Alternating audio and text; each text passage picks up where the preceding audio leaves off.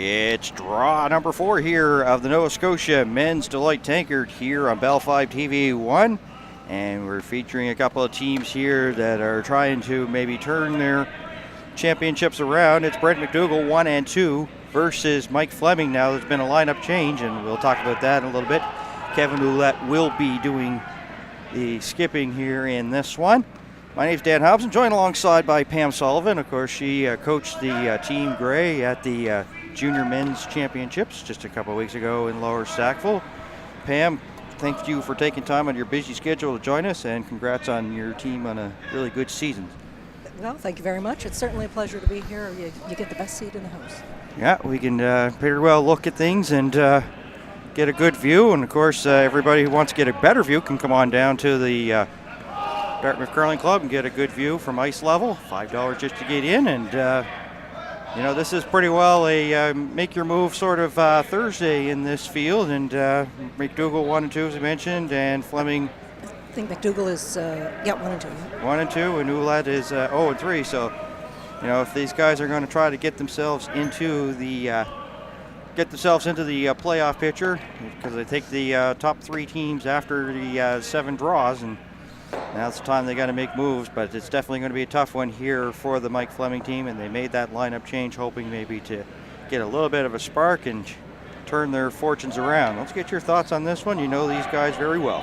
I'm very familiar with Brent McDougall's team a little bit more than the Flemming team. They're both out of the Mayflower, but I actually haven't seen them curl all that much. Yeah. Well, basically with they hang around the clubs, and underneath the same roof, they pretty well know each other like they know the back of their hand. So, and of course, to start things off, we have Flemming with the hammer here, throwing the Yellowstones to start things in 1. So, of course, the path here for the Flemming team, it's been a difficult one for them, to say the least. They started off against Jamie Murphy, lost that one 10-2, and have then came back with a loss against Dacey and then Stuart Thompson. So they really have to, I guess you could say, run the table here to get themselves a better chance. And with the field that's here, that's easier said than done. Absolutely. And as you said, I think today is the day to try to turn that page for whichever team. It'll certainly boost their confidence moving forward, whoever wins. Well, Brent McDougall maybe just a little bit of the, hard luck kid, of course, a fine gentleman, and we're going to talk about his team throughout the broadcast as well. And he started off the championships 7-6 loss to Mark Dacey, and then an extra end, just barely holding on there to get the shot rock in the 11th.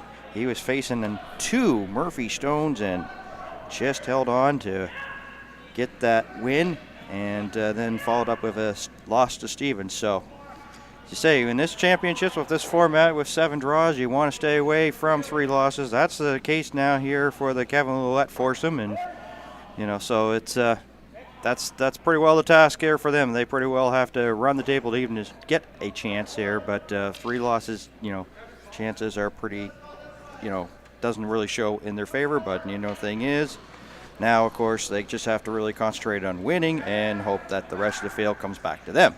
Well, that's right, and it's really, these guys play a lot, and they're used to the pressure and that sort of thing, and I think they're going to focus on one game at a time, one shot at a time, and just push through. I missed the game where you say Brent won 11 in the 11th end. In the 11th end, yeah. That would have been an exciting game. It's always tough to be on the losing side of those games. They have 4 sheets going, of course, throughout the entire draws, and they were the last one going, so everybody went over to that sheet and basically watched the final of it, and, there was oohs and ahs. Did he hold on? And everybody was wondering, and he just did, just to get the win. So, as I say, with a 1-point loss to Dacey, easily McDougall could be 2-1 instead of 1-2. So here we see, it looks to me like Flemming is setting up nicely with a corner guard and one in the house with hammers, so he's on his way, I'm sure, with his end plan starting to materialize. Yep, so we'll meet some of the teams here. Of course, There is Kevin Ouellette, who's skipping here. They've made that lineup change official with the curling officials. He will be doing the skipping. And there's Mike Flemming, of course, will be throwing the third stone here. We've seen Chris Grancelli. He's a bearded gentleman. And Don McDermott there. And he is on your left of the screen, doing the front end sweeping here. So these guys are working pretty hard. I think they'd like to have that in the house and kind of split their points across the rings as even as possible, so there's no availability for a double. And there it is, splitting the house, as Pam mentioned, July 2.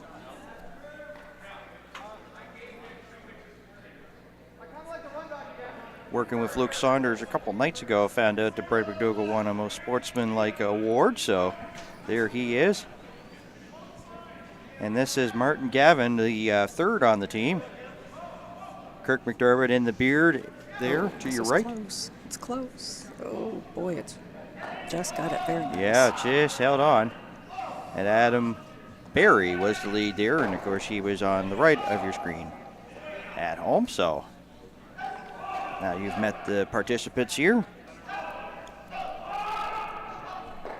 This is the thing, is that we talked about it a couple seconds ago. It's being underneath the Mayflower Curling Club. They pretty well know each other. They probably faced each other a lot, so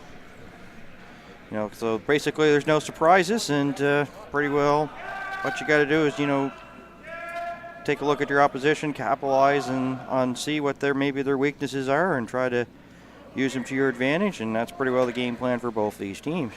And the Flemming team, I think, would be a wee bit of a surprise having Ouellette in the house calling the game at this point. Yeah.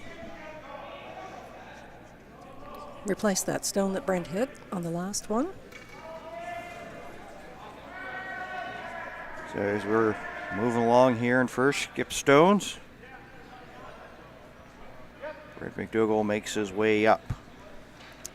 Don't have an overhead view. I'm not sure if there's a double available there. Oh, there we go. Ooh. Be tough. It'd be tough. I pretty well think all doubles are tough. Maybe not for these fellows, though. You know what I find tougher for me? What's that? Singles. One shot. Yeah, I have great appreciation for what you do, as well as players, and your player too. I mean, what you guys do are just phenomenal. Get on ice, throw rock, and make the shots that you do. I just sit back in awe. It's one of those things that always looks so easy on TV or, on these kinds of broadcasts with these players who are so experienced and their slides are so nice, but anybody can curl, but it's really hard to curl well. Yeah, so nose hit there, a little bit of a roll off of that one, so that will make his way down. I think there was an early miss in this end. I'm not sure who threw the rock, but they flashed by a corner guard at one point, and so that's really set them up for the double here, for the deuce, I mean. Yeah, if you've been around the championships here since the beginning on Tuesday, you know that this team is the most loosest team you could ever imagine. Very accessible to media people such as myself, and just a couple seconds ago, here they are like 0-3. You figure may not be laughing or smiling a lot, and there was Flemming and Ouellette having a moment that made both each other laugh. So I mean, that's just the way they are. They are a loose team. They are a fun team. Hoping to turn things around here at their championships. Nice brushing here, and the roll, just the smallest of rolls. And they were looking for that outside roll again to spread the points out. So right now they're just exchanging shots, and McDougall will go after the one just thrown by Ouellette. So the Ouellette foursome, the Mayflower Curling Club, looking good to get their two here with the hammer in end number one. On sheet B, Jamie Murphy versus Mark Dacey in a battle of 2-1 teams. And sheet C, we have Selena Thompson and Jeff Fitzgerald calling the Stuart Thompson versus Chad Stevens, and both of those teams are at 2-1. Final stone for Brent McDougall here in end number 1. Sweeper's working on that Yeah, one. they're trying to hold it. There's for one. the double, looking Now for the look double. at that. Woo! He can do the double. I didn't think Beauty. it was there, but he got it. And a nice shot. That was there for sure. Beautiful shot. Now, of course, I would expect that they will look to hit and roll away on this. Yeah. So they blank the end and carry the hammer forward into 2. Yeah, so have you possible 2 have gone down with a nice shot there by Brent McDougall. And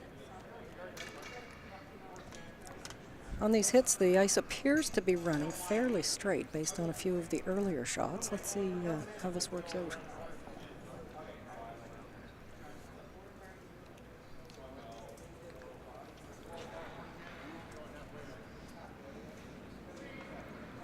Just a light sweep there. Not a lot of yeah, done on it. on and off is always a good thing. But could he have? Oh, yes, he did. So how things have changed quickly, and that's what the double by McDougall ends up turning into a steal for McDougall in 1. But that was a nice double there by Brent McDougall, and so far, some of the games I covered, it's one of the shots so far of the championships. And That was the same path, I think, that earlier in this end, the McDougall team failed to remove a guard on that same side, I believe. So maybe it's running just a tad straighter than they think along that edge. yeah. So Brad McDougall stealing 1 and in 1. That will keep the hammer. He's throwing the yellow stones.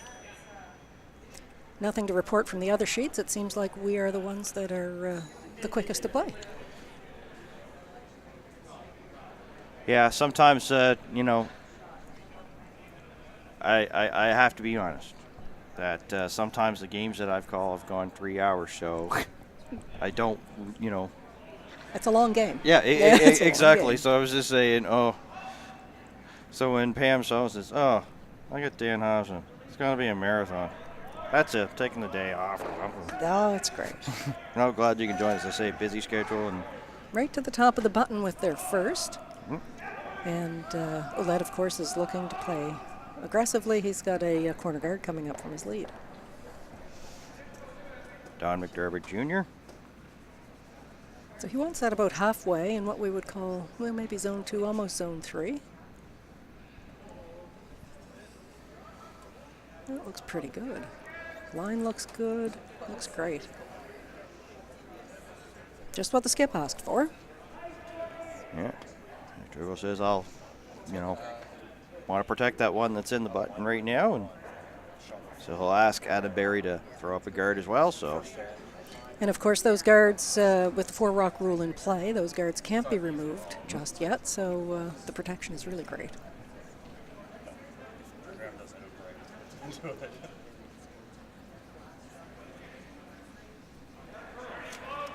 And here is McDermott and Gavin. Working hard. Pretty well got their heads down, buried, working hard, trying to drag her as far as they can. That one really needs to curl some more before it's in the right place. Yeah, that's Great pretty, weight, but it ran again much straighter than I think they had anticipated. Yeah, it's pretty accessible as you can see, so. Yeah.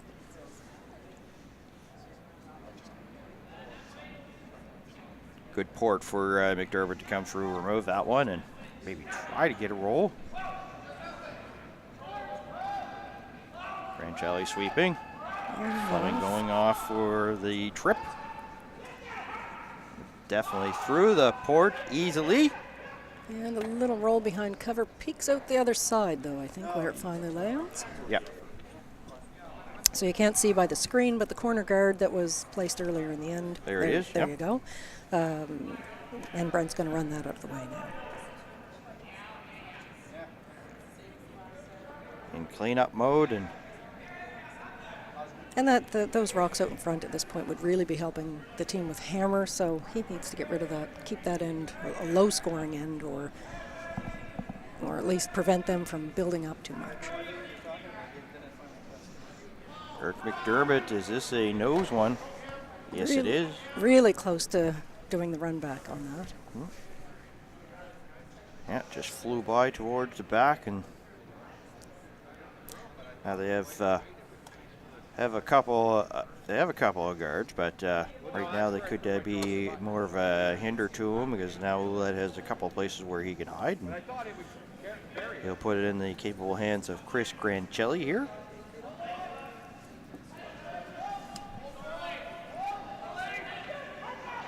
And slight brushing there by Flemming.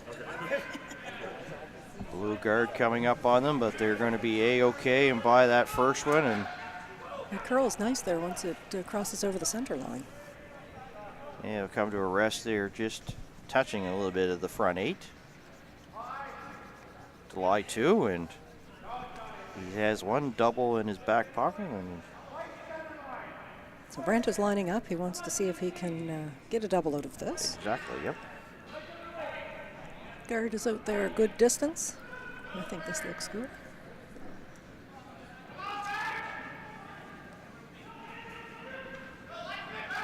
Rick McDermott with a little bit of upweight there, trying to remove those 2 yellow handle stones belonging to Kevin Ouellette.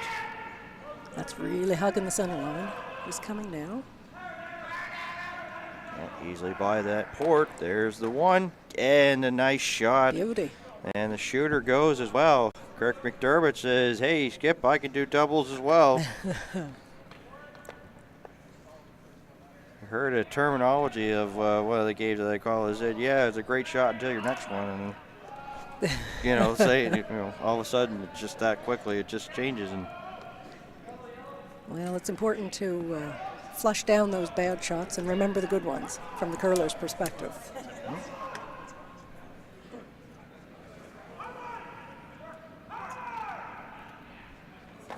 Flemming going hard here.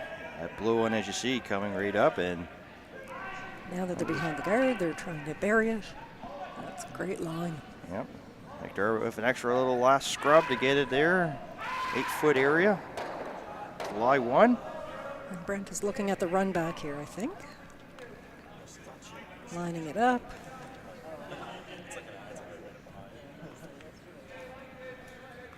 So we're having some good shot making in this end so far.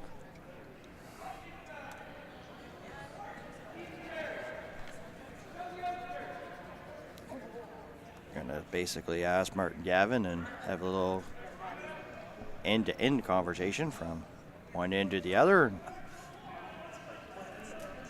Well, and that communication is so important too. We don't hear it from up here, but you certainly see the hand signals and the intentions from the skips. Yeah, and it's important with the non-verbal one. 1, 2, is he gonna? Well, he does touch that one. It's not really how they drew it up, but they were first unable to remove the yellow stone, and now things are sort of open up in front of the house on that one.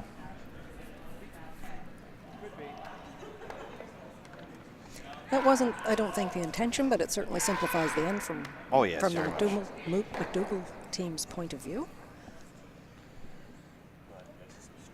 And so Ouellette is looking to split the house again, as we saw in the prior end.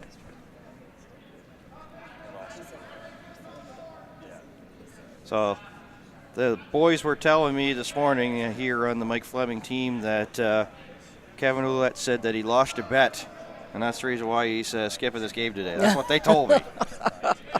It was a, as I say, they're a loose team. They're a fun team, and That's a great shot. No double there. Yeah, great jokers and really loose guys.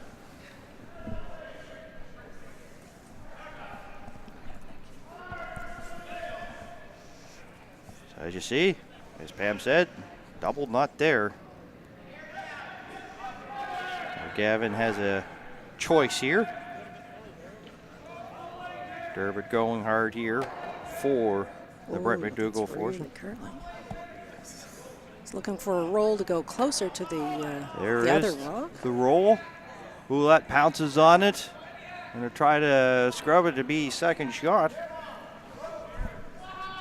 But it's going to be the shot rock for now belonging to McDougall.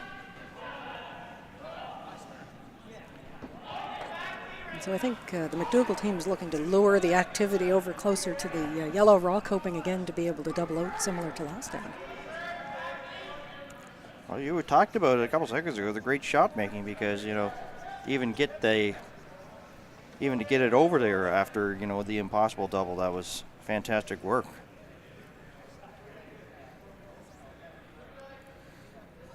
Mike Flemming now. So we're into third stones here in end 2.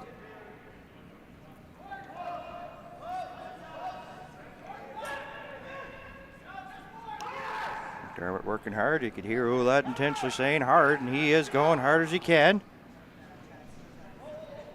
He's looking to run his yellow back onto the blue. Oh. Little roll. Yeah. Unfortunately, the wrong way. Unable to keep the yellow, but pushes the blue back. Be second shot.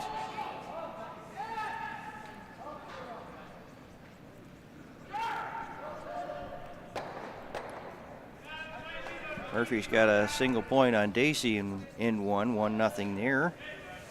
And Stevens a single point on Stuart Thompson, 1-0. And Power got a single point on Kendall Thompson. Oh, nice close games all across the board this morning. Yeah.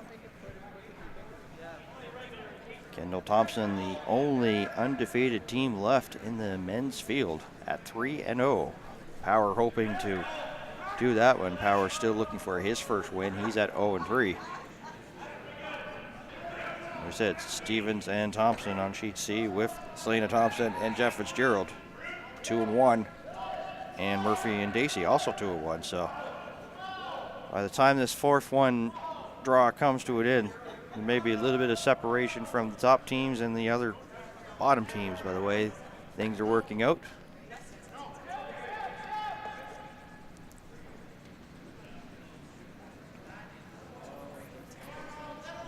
Top 2 seeded teams in the province in the men's standings could, if they don't win their games here this morning, could find themselves 2-2. Barry going hard on this one. Nose hit, and now the McDougall team lying 2 in the late stages of end number 2.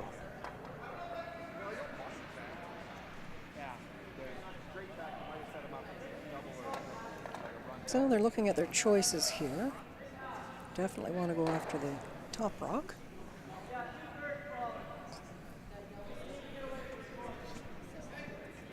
And that is shot rock as well. Yep. So Kevin will make his way up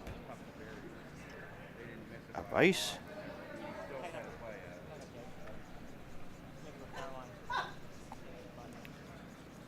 A lot of these situations you get into like these skip rocks. Sometimes their skips are coming down and they are like facing 2s, 3s, and 4 stones. So it's a case in point here for Ouellette, his first year and 2. Trailing McDougall, who stole in number 1, 1-0. And they're going hard all the way here. McDermott, Grancelli. Heads down. And they have one. There's one and almost 2, but not quite. Yep, just about 2 rocks lengths away from it. But they are shot stone for the moment. Yeah, so McDougall will make a play on this, and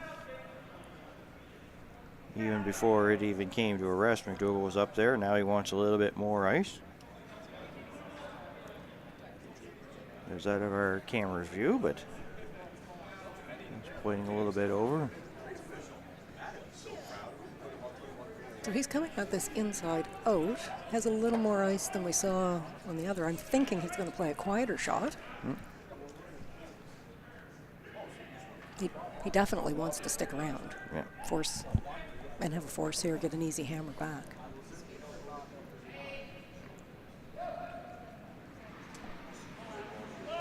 McDougall with his first in end 2.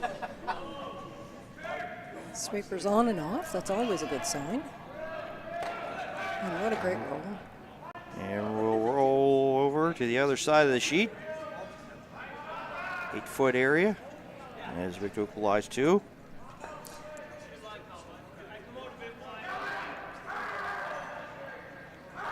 So the last few shots were played down. What we see on the screen is the left-hand side of the sheet. By rolling over here, it makes a different shot, different ice than what we've had the last few. So that's a mission accomplished, I think, on Brent McDougall's behalf.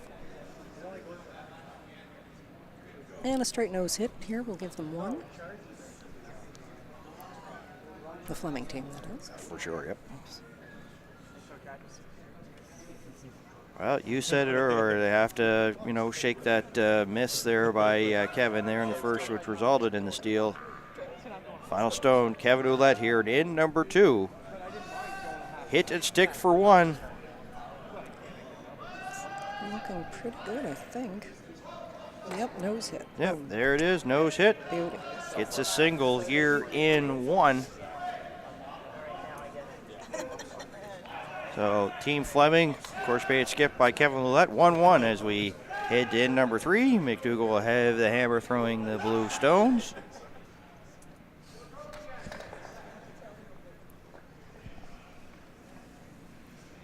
Nothing new since the last update we gave it, everybody. Murphy, Stevens, and Power all leading 1-0 on that one. Yeah, we're just a few rocks ahead over here on sheet D today. Yep, things are moving quite quickly here Thursday morning. So here is Don McDermott, 39 years of age. He's a VP and commercial insurance broker at Stanhope Simpson Insurance. Has been curling since the age of 9. 2012 and 2014 Nova Scotia provincial champion for Jamie Murphy, who's on sheet B, taking on Mark Dacey.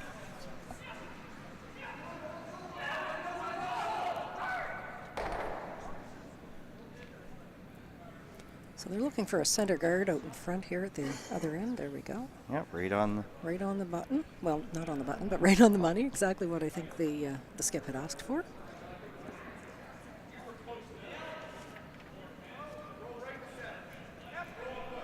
Here's the lead for Brent McDougall. Gentleman by the name of Adam Barry, 27 years of age. Curling for 12 years. This is his debut after an 8-year absence. So you talk about, going right from the fire right into the frying pan here for Adam, being away from the sport. Photographer for Royal LePage Atlantic and an avid BMX biker, built his own ramp in his backyard. Looking at the wrong end here.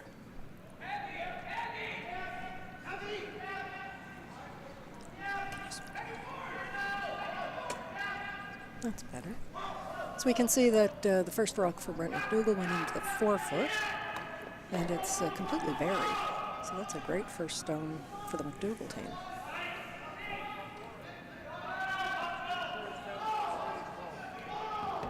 Trying to come around. Will they even get a piece or even touch that blue? Just a little rub, push it in more towards the 4. It does, but it also pushes it offline from that guard. So from the perspective of the team that threw it, I think they probably take that as a bit of a win. They can now access that blue rock.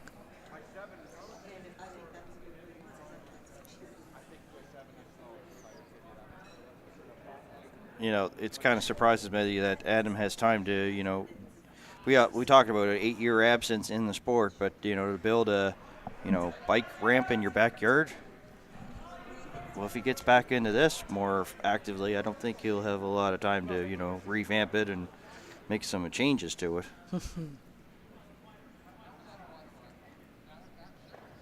I wonder, does that tend to be a summer sport, or Yeah, does do they also go in the winter as well? I'm really not sure on that one. I would have to think that it would be summer, but I'm not. It's one of those sports that's not really familiar to me. Of course, I've seen it at the X Games on TV and everything, and so I believe I will take a guess and be, 75% sure that it is a summer sport. Right.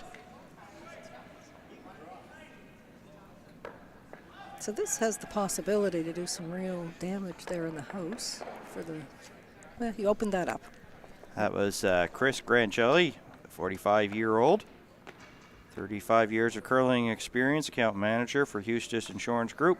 1989, 1991 Nova Scotia Junior Provincial Champion for Mike Pace in 89 and for Steve Eddy in 91. 2009 Nova Scotia Provincial Champion for Mark Dacey, and 2013 and 2015 Nova Scotia Provincial Mixed Champion. Placed second in the 2013 Canadian Championships. Oh, very nice.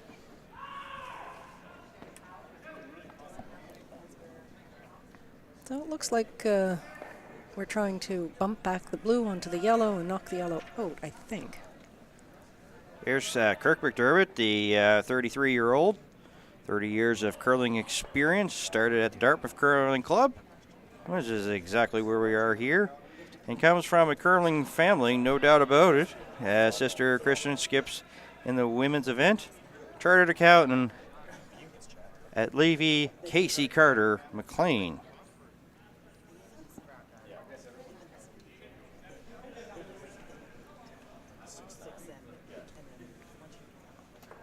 Yes, all these curlers take their winter vacations not down south, but at the curling clubs.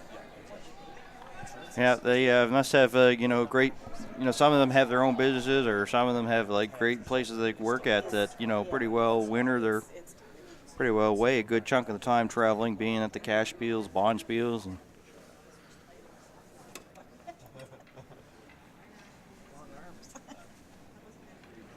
so I'm going to ask you, everybody has this thing. Well, if curlers curl in the wintertime and they golf in the summertime, are you one of those? No, I don't No? golf. I still have young children at home, and so my time ends up being involved with them in the summer.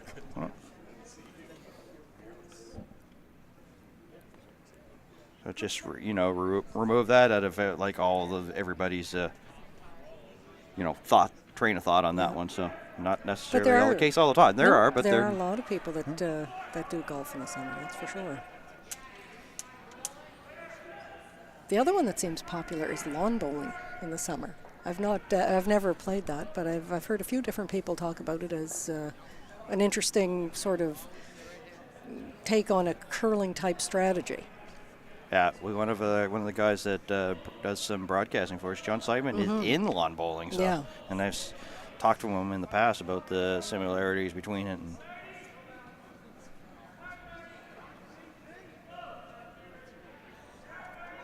we're getting lots of rocks in play in the house here today. Yeah, this one's a little bit of change plan here, what we've seen so far. And we'll bump the yellow out and roll and have a little bit of coverage there of the one that's in the button. It's getting congested there with that yellow rock behind tee is not doing the Flemming team any favors at the moment. It's a bit of a catcher. You can see, that's just with the handle there of his broom trying to wants to spill some of this out. Yeah, asking which way do you want this? Do you want to take this?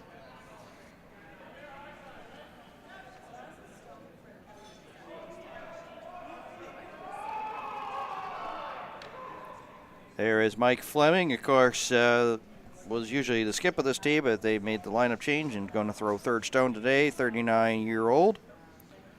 24 years of curling experience, an RBC mortgage specialist, 2009 New Brunswick provincial runner-up. But probably based on my dealings with the team, could also be a stand-up comedian if he wanted. So he delivered a nice rock there and really helped out the look of the end for his team.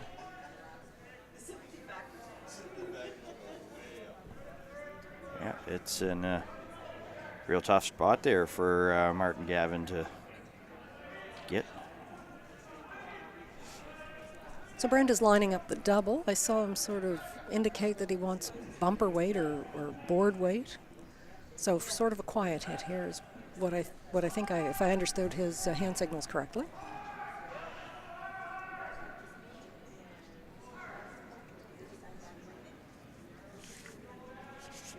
Here's Martin Gavin, 51-year-old, engineer, national manager of government contracts for Arcadis Consulting. I hope I got that right.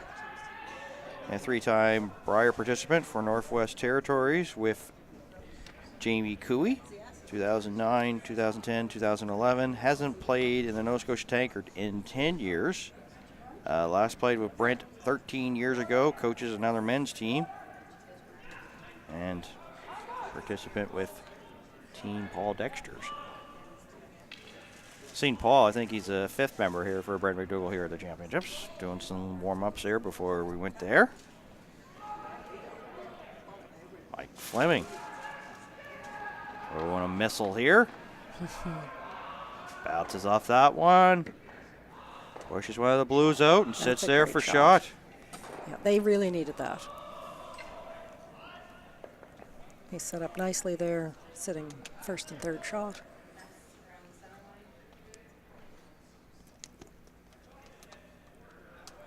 Was the famous rock artist Sheryl Crow that wrote a song, "A Change Will Do You Good," and it seems to be the change doing them good here so far, and that shot there for Mike Flemming.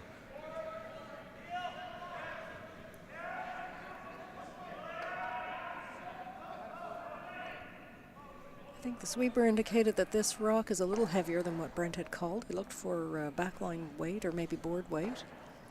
But it did the trick nonetheless. Yep, Yellow one's out the door and blue sits too. Gave a little touch to that one in the 8-foot area right along the tee line, but still second shot, as Pam mentioned. So. Makes it a little harder to remove too. It's kind of tight to that yellow rock and make it a little tougher to remove, I think.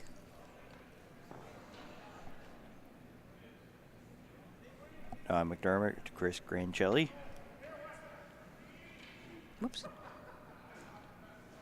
Well, that's what happens when you decide to go and eat some popcorn before you, and then pick up your brush to come to the curling club, you know, or maybe have a little bit of pancakes, and the butter will make it slippery, but the maple syrup would make it sticky. So it's, that contradicts that one there, but.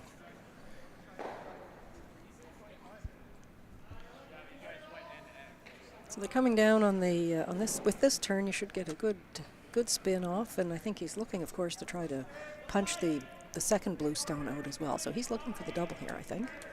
But definitely leave it to the Good Hands People Award. Seen that just a couple seconds ago. Here's Ouellette in 3.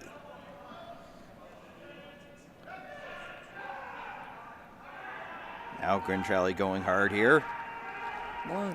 There's the bump, and look at that, nice too. Shot. Just barely cleared over the top of that second yellow stone, but looks great. Back-to-back good shots here by the Flemming foursome out of the Mayflower Curling Club. So at this point, they're trying to really put Brent into a position where he's going to have to take one. That would be their end goal, I think.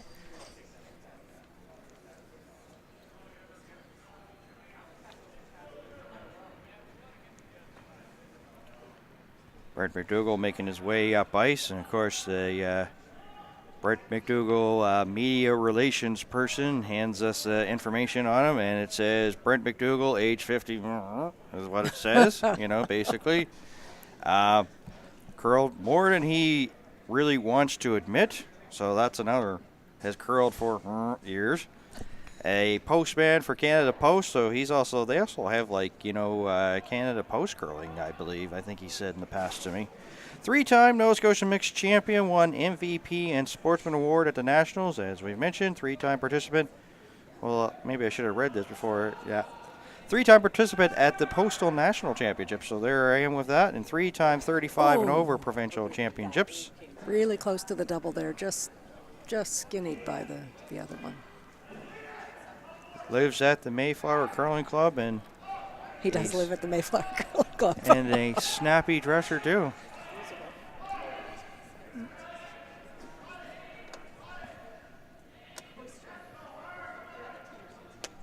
I was always thinking he had really good threads. I really did.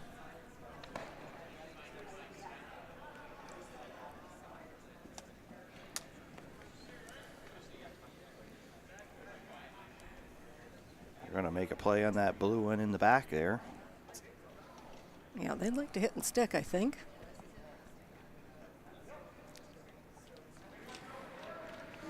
Thing is, with a nose hit, of course, with every nose hit, if you exchange shots, you move further and further closer to the tee line. So. Yeah. And this really, if they hit and stick here, they're in great shape for forcing Brent into taking one. Ooh, but it looks like you're going to be outside of the rock, and. Yeah. Now it's the blank is on at this point. Very much. That's the thing about with that rock in the back, so dangerous there, and You mentioned it earlier about maybe being a little bit straighter out towards the sides there, the wings as they call it, and can fool some of the players. And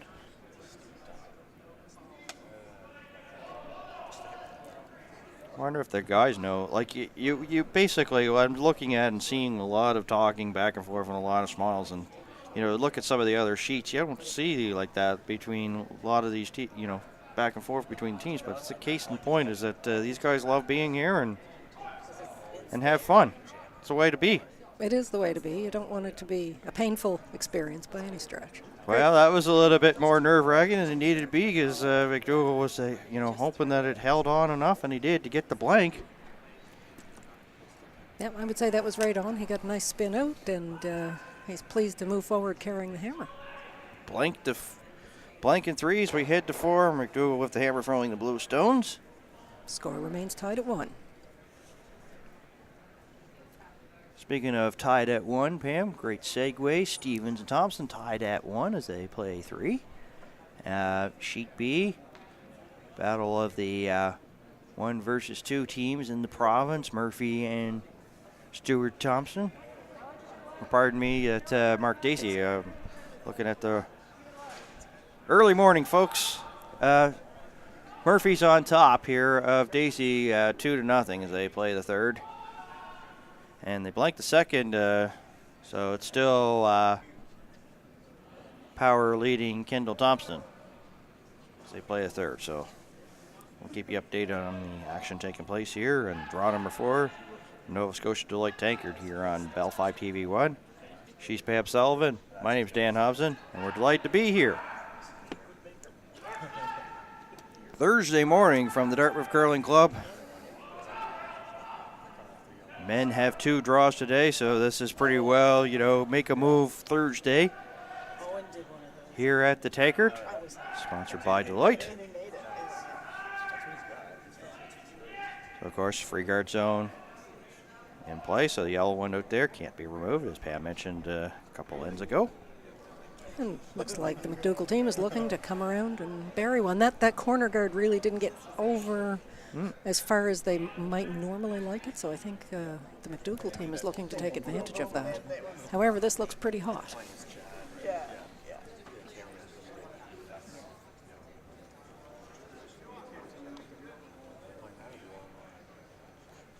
Just hangs on, back 8.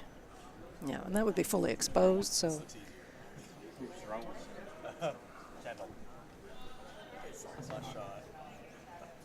So Kevin asking Don to make a play on the one just thrown here. So it's on its way from Don McDermott Jr. Kevin hoping to get a little bit of a roll as well. And once again, the front end working hard. That yellow guard, as you see, coming into play, but they're going to be easily by it. Can they hold the line to get that blue one? No, they can't. That one really curled a lot more than they expected, especially based on those first couple that we saw in this end.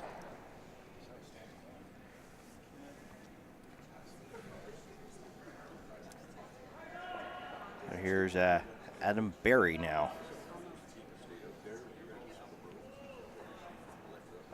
Martin Gavin, Kirk McDermott working hard here.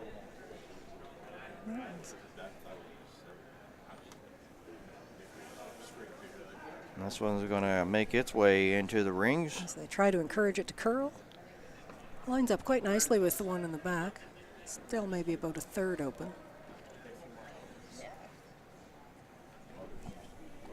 I'm going to try to spill them all right now. Oh, I think so. That's the task that's been given to Chris Grancelli. Granch, as he's known by.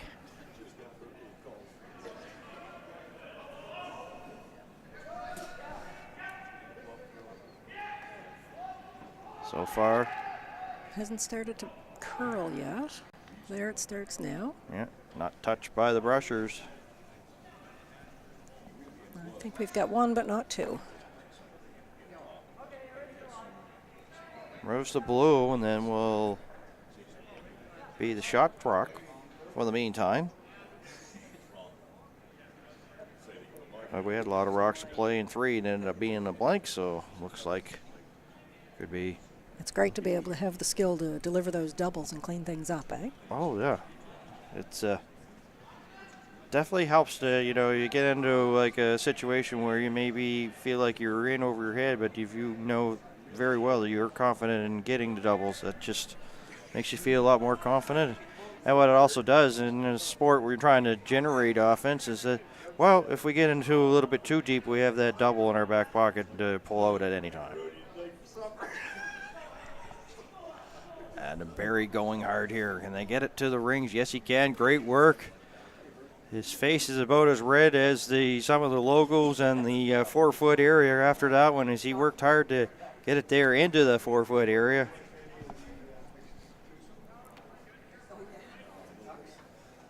And I think with those doubles that we've seen here today, I mean, that's certainly it's one of those shots that really proves out the whole team work thing. You have to call it, you have to throw it. And the sweepers have to know the weight and when to sweep, and the communication is so important with those to really hit them and get them just the way you want. Here's Mike Flemming brushing the Grand Chelly Stone, and Kirk McDougall joins the party as well.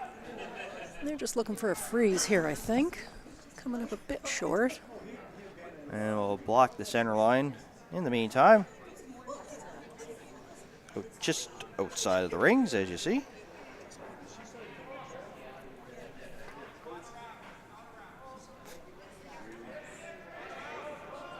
Brent's looking to hit and roll to the open side, draw attention away from his shot rock on the 4-foot there.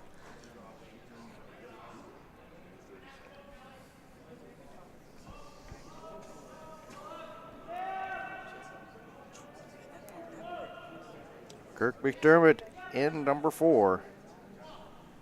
1-1 game between McDougall and Ouellette. Ouellette 0-3, McDougall 1-2.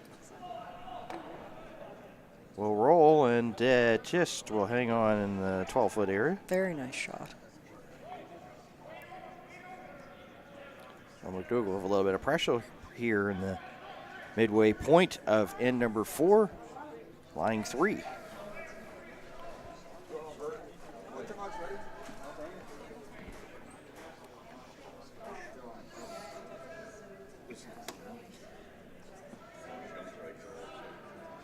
Flemming and Kevin Ouellette will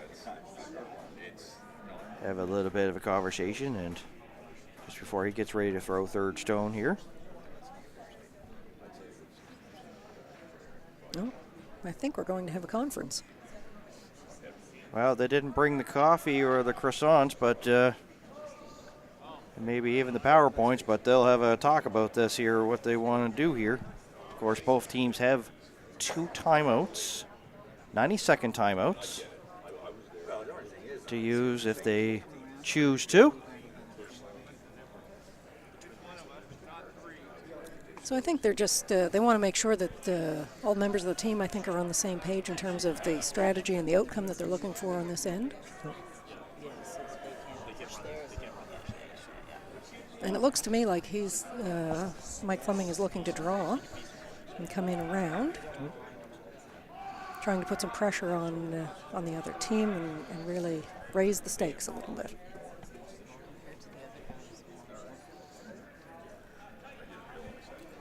He had a beautiful shot last in, Mike Flemming did.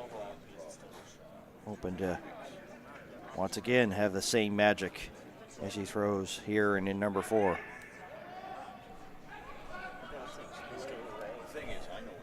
Light brushing. Starting to get some curl there now. The guys are working this fairly hard at this point. Yeah, Flemming there, calling line, trying to get encouragement. Takers far as they can. And they took that back, I think, mainly to try to bury it. Try to make it, now it is shot by a little bit, it looks like to me. Oh boy, I don't know. I think the laser measure might have to work that out if they were to stay in place. Laser measure, of course, the big measuring stick. And I like the measuring, the micrometer myself. I think it adds a little more drama. You want to talk about measuring drama. We had the Chad Stevens game yesterday. Forget who's playing because all the games are starting to coincide and come together. Exactly. Versus Kendall Thompson. It got that they needed to do a measurement, but the rocks were so close in the button they couldn't measure. Right. I've never seen that. Well, do they have, I know at the U21s they had the laser measurer and you could triangulate. Did they use that? They were trying to do that too, and we had basically 5 minutes of them trying to figure it out. And who came out on top, do you recall? Well, my notes will say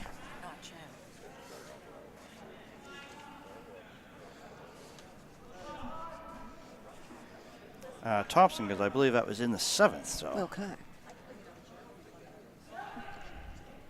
So we do have an update from the Daisy Murphy sheet, and it looks like Murphy stole another one, so they're up 3-0 after 3 ends.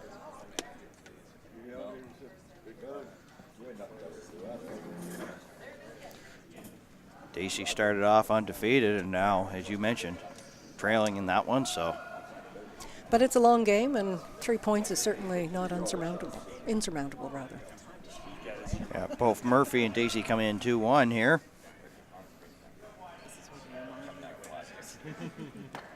They'll punch those blues out. Yellow can't stick around. The shot rock belongs to McDougall. Second shot, Ouellette.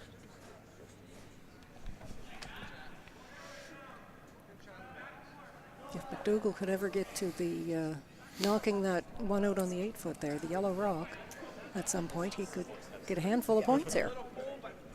But it's still a bit early to predict anything like that.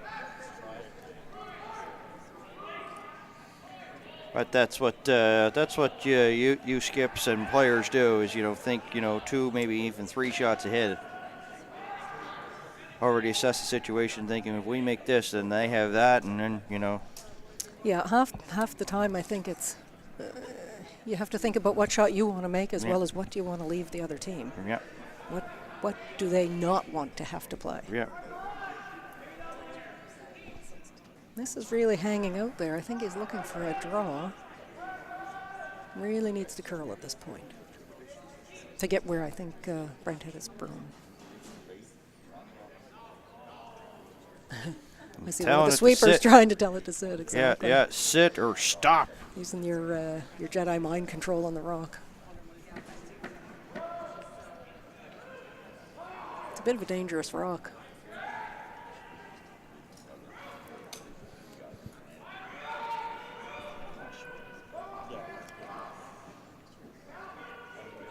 Now, when you say dangerous, basically explain the scenario why it would be dangerous to the folks at home. Where it's come back deeper than the other rock on the 4-foot, it certainly gives the opportunity for a hit and flop in behind cover. And I don't know, you're really shrinking the scoring area by allowing the other team to get in there. We'll see what happens here.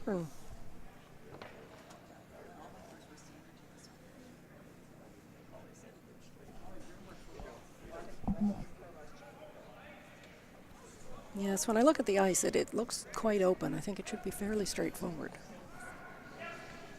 for these guys. Skip rocks at 4. Here's Kevin Ouellette out of the Mayflower Curling Club.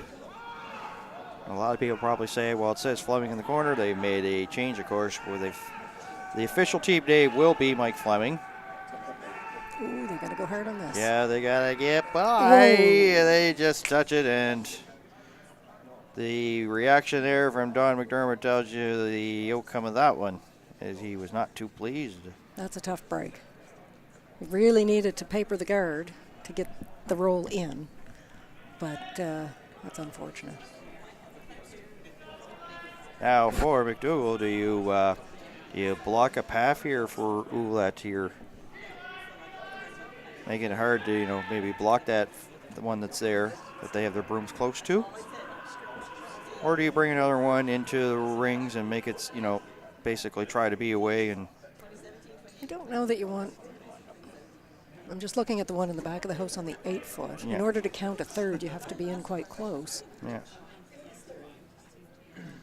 I think they want to block up the button for sure, but they certainly wouldn't want to give away a chance at knocking all of those counting stones out either. Yeah. They're having a good conversation. They've got 3 people involved, so it's a team shot. You can feel that they're feeling it's a pivotal moment. Can we get 2? Can we get 3 on this end with Hammer? Well, nobody's got a multiple score in this one, of course, as the Captain Obvious moment says in the corner of your scoreboard, 1-1. But I mean, 1-1 as we play the 4th. But if you have a chance to, maybe try to, break away from this and, get control of the game, then you could basically control the pace of this one. And then, of course, the Ouellette team will be pretty well in chase mode and, as I said, control the play. So, as you say, it's a big end. Have a good conversation and be on the same page. And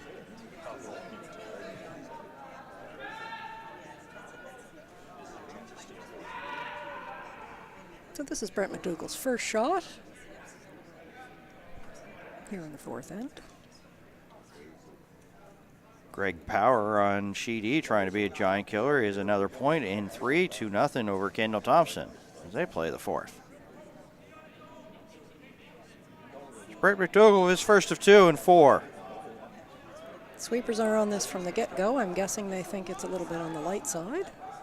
If they're going hard already, Kirk McDermott and Adam Berry.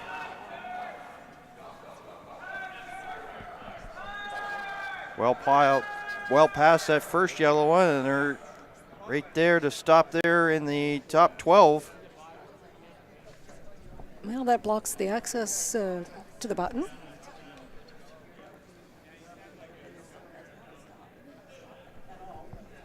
So now, and there's no flop in on that 4-foot stone there.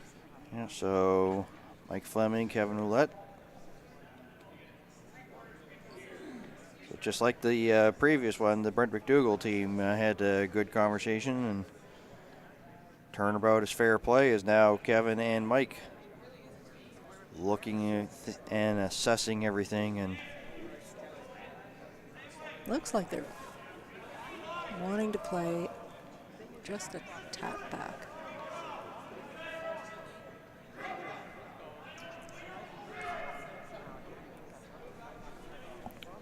So McDougall, the blue-handled stones, line 2 here and 4. And from our view of the cameras, well, here you can see it actually. I was going to say there's no play on the blue rock at the top of the 4-foot because of that long corner guard. So they're pretty well forced into this side of the sheet.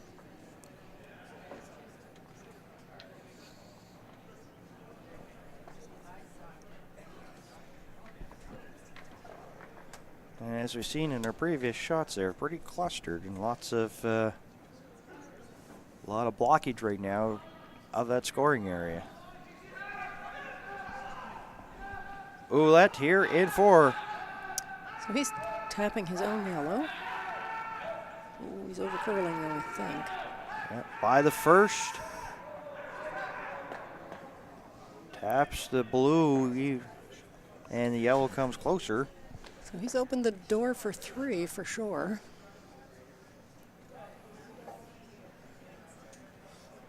I don't really see an avenue for 4, so I think Brent would just like to draw down into his own there and sit for the 3 and be quite happy with that. Yeah, needs 4 foot for 3 here in number 4. Make your move Thursday here at the Nova Scotia Deloitte Tankard here in Bell 5 TV1. And the men's teams have a second draw today, is that right? That yes. is correct, yep. Women just have 1, so and then they're back to 2 draws tomorrow to even things out.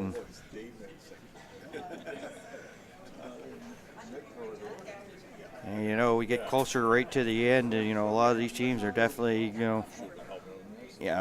getting close to fatigue. It's a grinding schedule here. Here's the final stone from Brent McDougall on its way in 4. Just clean, it looks like. That sweepers are pleased with the weight at the moment. He has a little bit of backing. He can snug into his own rock if he wants to. as long as it doesn't knock it back too far. Yeah. Did he knock it back? Oh boy, nice shot. 3 for McDougall. Yep, 3. And you definitely didn't want to come up short on that one. So the little extra weight was all part of the plan, I suspect. We'll have the hammer, or Flemming will have the hammer in 5, whichever you want to call them. Throwing the yellow stones. 4-1's where we sit as we play in 5. Tell you one thing, Brent McDougall always makes it entertaining because, as I said, like that extra in, just barely, and we were wondering if that one was going to stick around for the 3, and it just held on, as you mentioned.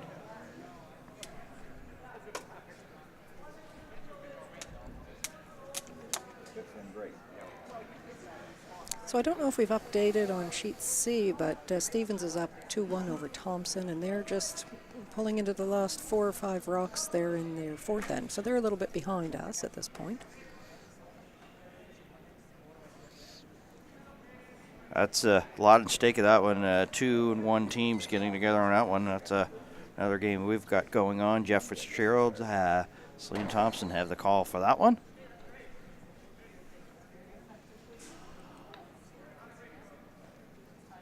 Two teams, of course, that did very well in the men's standings in the Spiels points system. They're giving this a little extra brush so we can bring it into the house. And they do. 8-foot area. And I think the McDougall team knew that was a pretty safe spot to leave it. Ouellette, of course, wants to go for the corner guard and try to build up some points in this end. Well, it's that 3 spot, of course, helps for McDougall. As I said earlier, you can pretty well control the pace of this one and, basically dictate thing. And there's still 6 ends to go, though. Very and, much. The teams that stay strong mentally out here and focused on what they need to do and keeping their positive approach in place, you can climb your way back, that's for sure. Well, Mike Flemming knows that very well because he got up on top of Stuart Thompson early, and Stuart Thompson came back and won that. It was 3 or 4 point lead that he had over a time, and that was early. Mm-hmm. And we're still early in this one, as you mentioned. So, as you say, anything can happen. So they know very much that, it's not over till it's over, and just basically pick away at it. And of course, sometimes most of the points in some of these championships is done by steals. So maybe they'll try to. Of course, they have the hammer here in 5, but when they give up the hammer, may try to get some points on steals. Will maybe help their cause here, but we'll have to wait and see. So I wasn't sure with the call there, but Ouellette is looking for 2 corner guards. And now Brent will start picking away at those. Well, he has a pick of 2 and decides to go. And this is the side that was running a bit straight before. I see he's really got some tight ice there. I think he called. Kirk McDermott. He did. That's almost negative ice that he called there. So it really seems to be drifting off on that path for sure. Mm-hmm. And you know that both of these teams, are going to probably make note of that and talk about it at the 5th end break. That, if we get play out there, just a reminder. Mm-hmm.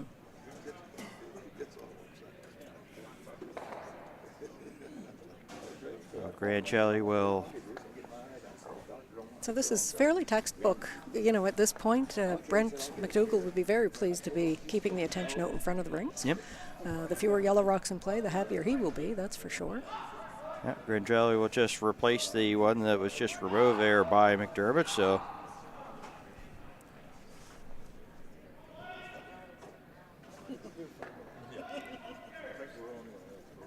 And basically sort of an almost similar shot as the previous one, just a little bit more deeper this time there. A little bit of a staggered guards there in front of the house here at in 5. And again, he's throwing a counterclockwise turn, and you can see that he's hitting the rock right where he held the broom. Got a nice little flop over. Yeah. Well played.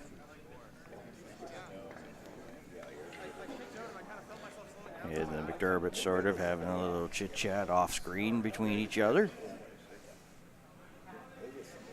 And now we're calling, Ouellette is calling to come in behind their corner guard. It's a nice tight corner guard. If they can get it buried here, it'll be a difficult remove. Yep, 3 granites right in front of the house, and Grancelli going to try to come through the board and in behind that yellow one. Nice and close to their guard. Yes, they are. Are they too close? They might have gave it a little touch. And I don't think. It didn't redirect, and look at Barry's right in behind. A little behind T, but the Barry is what they were looking for there. Boy, yeah. That's the time we would love to have like a replay of that one. Yeah, there was a piece of paper you could have fit between those. And nothing exactly. More. Either it just barely gave it a slightest nudge, or it just, definitely felt the heat of it as it went by. Felt the heat. But I don't think it would have continued to bury had it gotten even the slightest redirect. I think you would see it hanging out. Yeah. Who do we have throwing here? This is Marty Gavin. Yeah. Or Martin Gavin, which...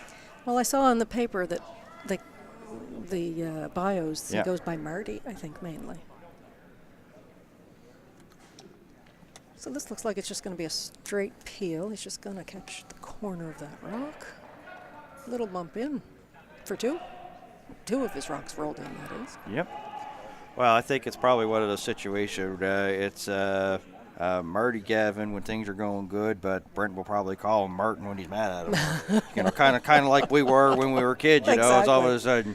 You get the mother Daniel talk. Hobson, you know better than that. Yeah. Or Pamela Sullivan, get over here. When I got the Pamela, I knew I was in trouble. you used to get the Pamela. Yeah. So I imagine that's probably what it is. I'm guessing. We're guessing. So Chris Grancelli is going down to talk with Kevin Ouellette about this shot. Yellow is sitting 1 at this point.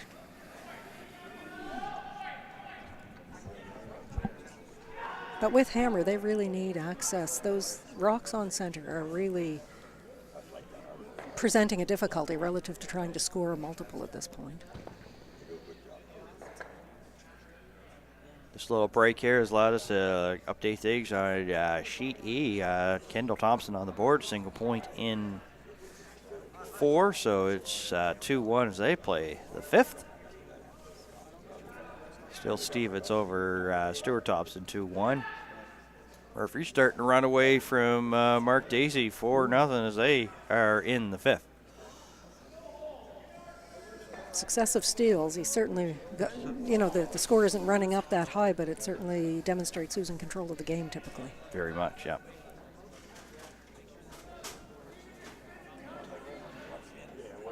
Yeah, points in every end so far belonging to Murphy, and both of those teams, as we mentioned a lot here, 2-1, so Dacey got off to a 2-0 start and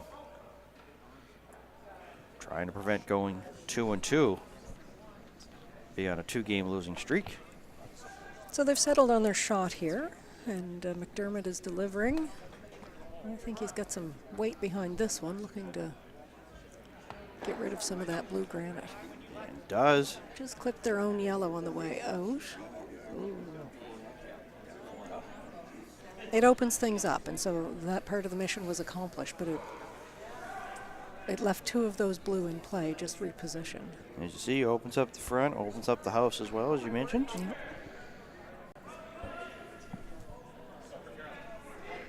Brent hoping to get this yellow one removed. Marty Gavin given that responsibility. Press the 3rd stones here in the 5th. 4-1 lead for Brent McDougall, the Mayflower Curling Club. He took the other turn on this one and gets a nice little flop. It's Mike Flemming, also from the Mayflower Curling Club. And they look to almost get a freeze on their blue there, but not quite. So we have 4 blue in play at this point, and Hammer with the Flemming team. And they're pretty well all over the place that no doubles are possible. Of course, there's a yellow one there, so they don't want to get rid of that one, so they want to stay away from that. Well, that yellow one is behind. Yeah. That's out of counting possibility. You can use it Oh as a yeah, catcher. sorry. Yeah. But of course, in their favor, all those rocks are on the outside of the ring, so there's still lots of scoring area available.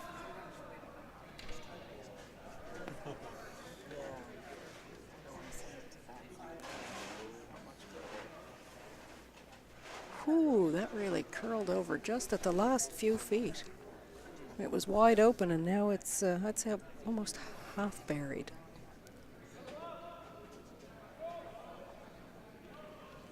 Looks like we're looking at the run back of the blue onto the yellow.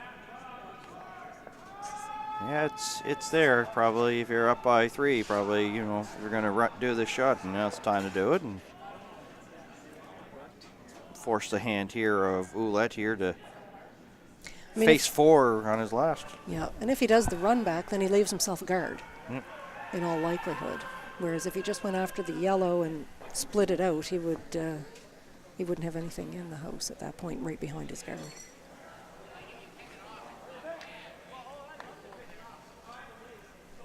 Still, it's a tough shot. He's got a few feet of distance between the rocks, so.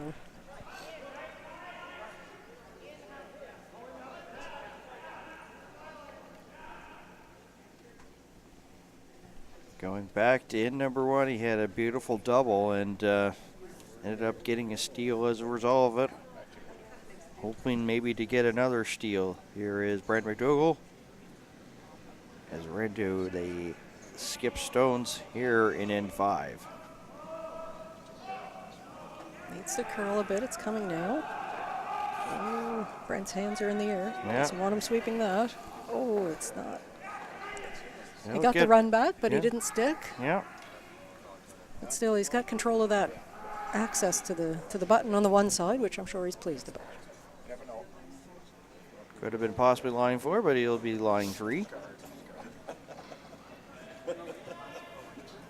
Looks like they're trying to tuck one behind cover. I expect their thinking is if they're up high, they run the risk, or they run the option of trying, if they do get hit, they might run into the blue over there. On the left-hand side of the screen as we see it now.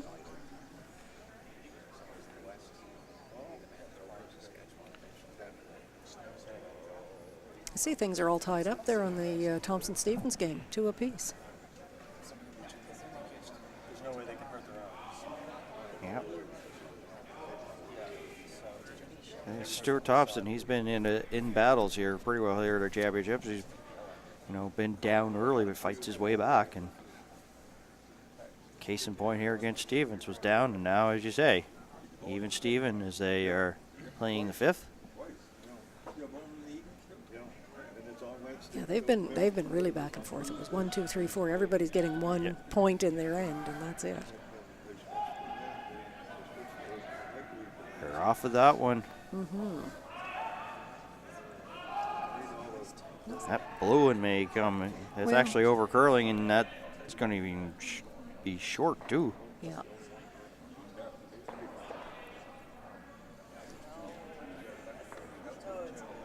Well, Kirk McDermott is like going right down the center line, taking his brush all the way up and down. There you see it. Maybe they're thinking that might have picked up something for it to be that short and over curl. Well, it never hurts to double check. That's for sure. Yeah, it did grind down fairly quickly there.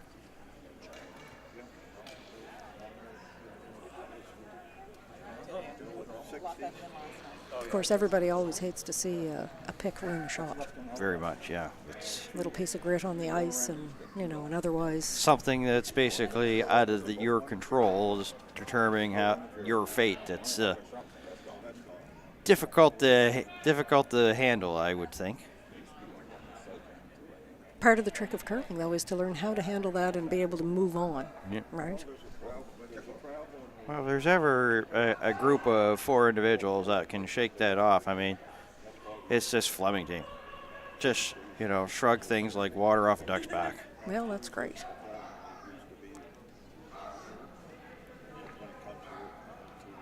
Final stone for McDougall here in 5. Looking for a little bump up, I think. Block a little bit of the path and raise his blue. And does. So Ouellette pretty well needs button or even push that out just for a single point here.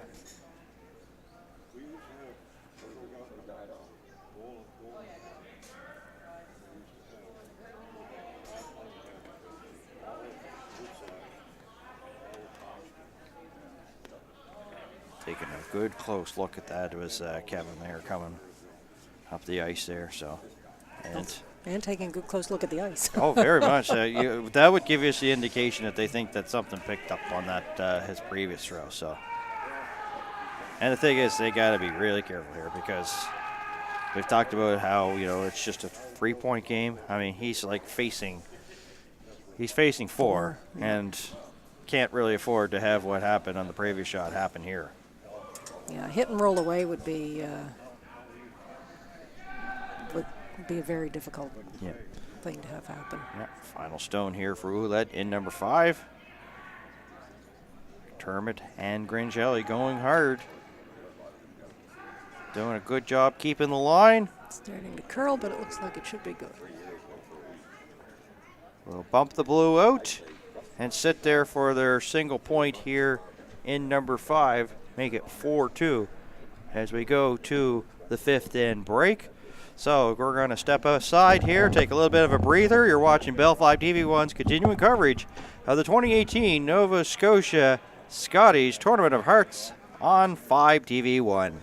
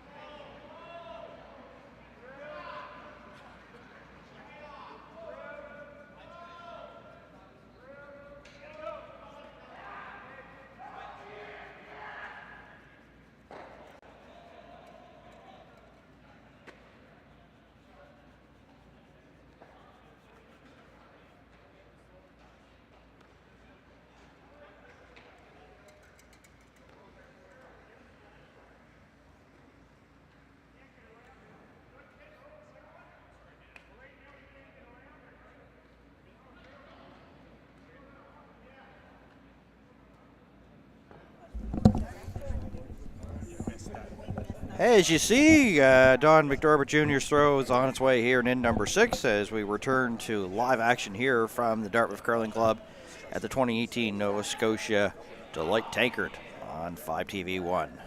My name is Dan Hobson, joined alongside here by Pam Sullivan and our producer Sean Senator and the Bell 5TV1 crew gladly here in Dartmouth. So definitely, Brent McDougall has had, pretty well controlled the play from the opening throw here in this one. Of course, you got a steal in 1 and then got the big 3 in 4 with the hammer.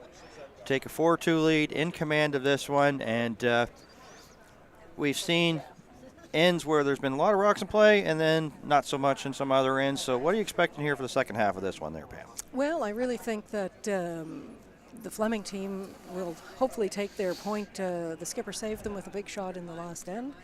And I think you're going to see them be a little bit aggressive here and try to get some points in. So I think we'll have some rocks in play in this end. Yeah. So McDougall will have the hammer here in 6, throwing the blue stones. And that one blue stone in the house belonging to McDougall. Dacey's got a point there in his game against Flemming. He got a single point there before the 5th end break, so 4-1 as they will head into the 6th here in just a few seconds. They were talking about Stuart Thompson coming back. Now they're going to the 5th end break as they blank the 5th, so 2-2 as they will have a little bit of a breather. And well, I call this the Bell 5 TV1 upset alert possible here as Power is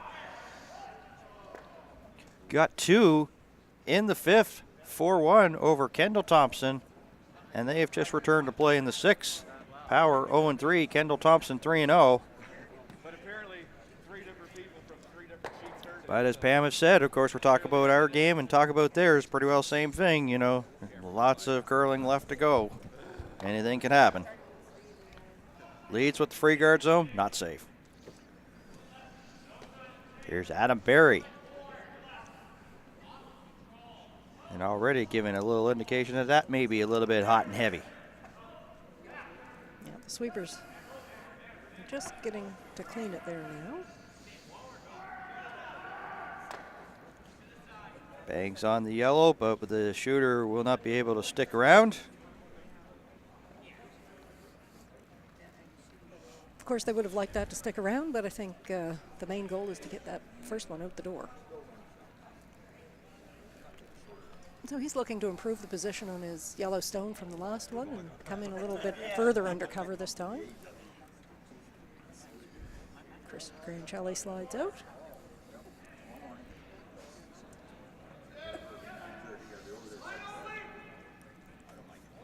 And right now, McDermott and Flemming just being a little bit of security here of this one, escorting the rock down the ice here. Ooh, it's a little hot. I think it's going to slide past the blue. And yes, it does. Back 8 foot and probably about half open, I would say.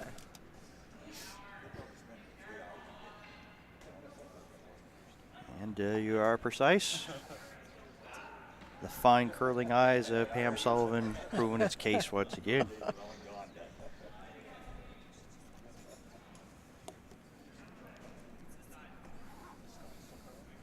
So here is Kirk McDermott here in 6. Everybody's looking for the good Barry behind that center guard. And they're working hard here. Marty Gavin and Adam Berry. Boy, they're really hanging out there, not curling in behind that center guard really as much as they might like. Well, during the 5th end break, of course, I was over getting a coffee, of course, on a Thursday morning. What else would you do? And I was talking to a gentleman. He's watching the Dacey Murphy game and told me that, of course, Dacey got one. And he said, that talked about the warm weather. It's going to start to really get warm today and tomorrow. And we're talking about temperatures in the plus range I'm not sure if that would be, maybe a change of ice conditions and what that would do if the outside weather may affect the inside ice conditions. I think it certainly tends to, for sure. The amount of effect sometimes depends on the building itself. Yeah. And how much control they have over their air handling as well as their ice surfaces and that sort of thing. That would be a good question for the ice tech at this particular rink.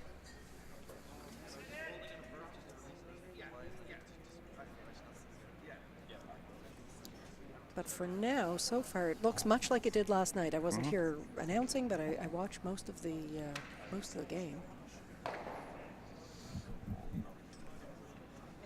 You talk about the air temperature in here, sort of thing. It's a little chilly here in the morning when we do the morning draws, and then in the evening I feel warm. There's just more people here, and more people here because they're just off work, coming in, watching the evening draws, and so has to, of course, the more people there in the building, of course, warms things up too. So yeah, for sure. That was a great shot that they just threw here. It's a lot of rocks behind tee. A lot of granite has to move before Roulette has a chance to get a counting rock in there. Yeah, another pressure cooker of an in here for the Ouellette team. So they're looking at coming around the guard on the other side at this point, coming into that open side, I think, based on where lots of discussion. They're also considering the possibility of trying to kick some granite out.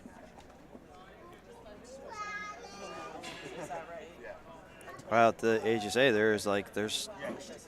you see blue stones belonging to McDougall there in the 4-foot area, and there is stuff in behind it. So one of them is really going to be really hard to pick out of there. That one that's there in the top 4. And still quite a few stones left to come in this end. So is there even any rocks out of play yet? Yeah, just 2 rocks out of play. Okay.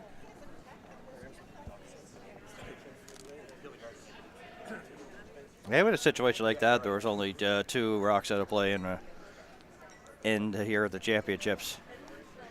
It was the 7th end, and I think it might have taken 40 minutes. It was the Jones versus McDermott end game, and it was every, as I said, only 2 were out of play. Every stone was in play. It was the 7th end, and it was the longest end I could ever imagine. It just was going on. There was a lot of meetings, a lot of timeouts, a lot of rocks. Everybody was feeling the pressure. A pivotal game for them, maybe. Very much, yeah. I'm not doing it in a complaining mode, but it was just amazingly the teams were okay for time. So this one's coming down at a good pace. They're looking to kick some granite out of play. That won't help the situation. They removed 2 of their own and gave Brent the button. Yeah, sitting 1, 2, and 4 is Brent McDougall. Brent McDougall scratching his head there, considering his options. He's looking to put another one in, make it impossible to get them out then. Looking for top 4, I think. Yeah, well, we've had one steal in this game. It came in the first end, and of course, he has the hammer here at 6, pardon me, so he's got looking pretty good right now here in the 6th end. Only one steal in the game, as I mentioned. Ouellette trying to steal. Marty Gavin. These guys are giving this a good scrub. They must think it's a bit on the light side, I think. They are, and they're going hard. The faces are red. The brooms are down. Oh, just 1 broom now. Maybe they think it's okay for weight.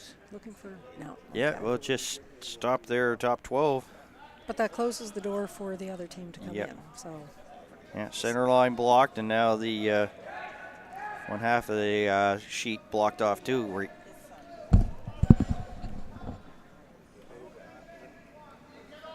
So now, there's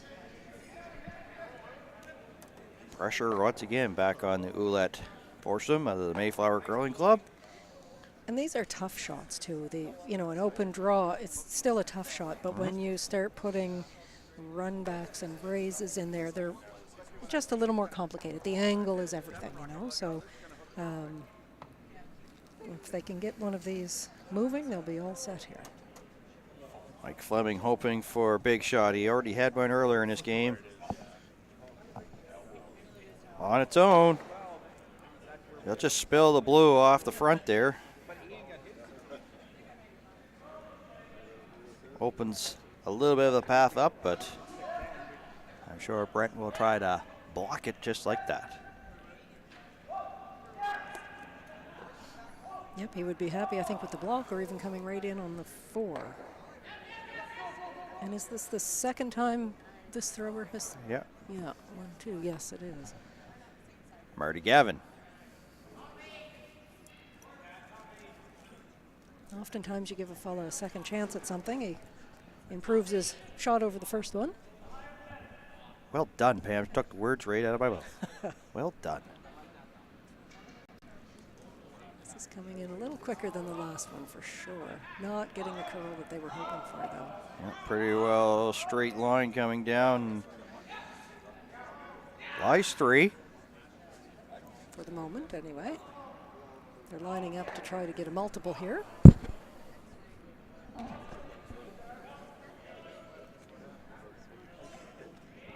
Both teams still have their 90-second timeouts in their bank. And of course, they can use those for discussion, or if they're running a little low on time at the end of the game, they can call their timeout and run it while they throw if they need to.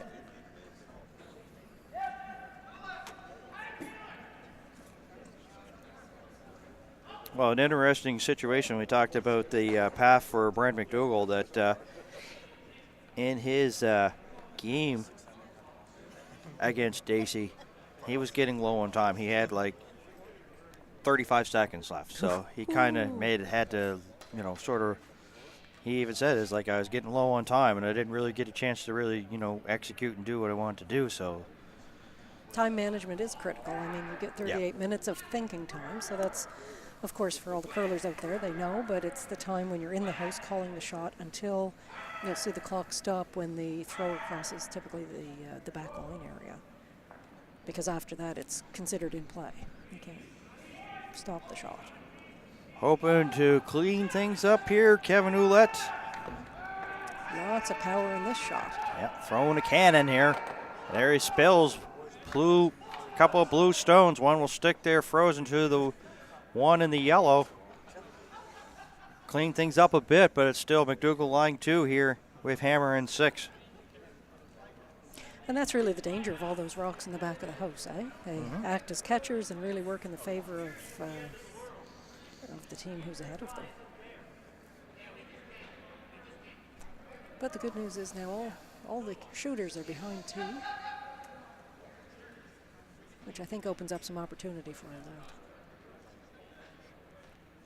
Now you get to those late stages of the end. Do you come to the house? And if you do, where do you put it? I didn't see where they dropped their broom, but certainly Brent was calling for top 4 on his prior, his prior indications. I would think he'd be happy. It would be nice to be top 4 and get a piece of that counting group. But I would guess he would also be pretty pleased just to eliminate that path.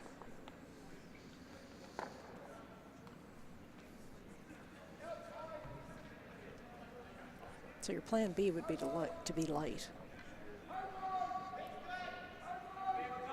Brent McDougall with hammer here in 6. Been in control of this one since the first end. Sweepers are off. That's a good sign. They want it top 4. They've got a little bite of the button. Yeah, top 4, as you mentioned. Now shot rock.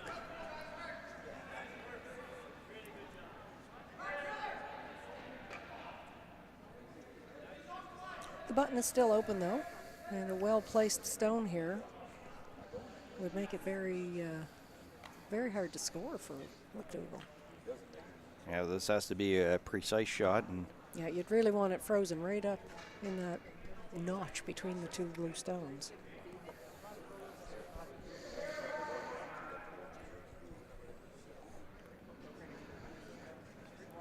Without a good freeze that's sort of buried, I think you'll see Brent go after it, and then even he would lose one of his own, but I think he would be okay with that.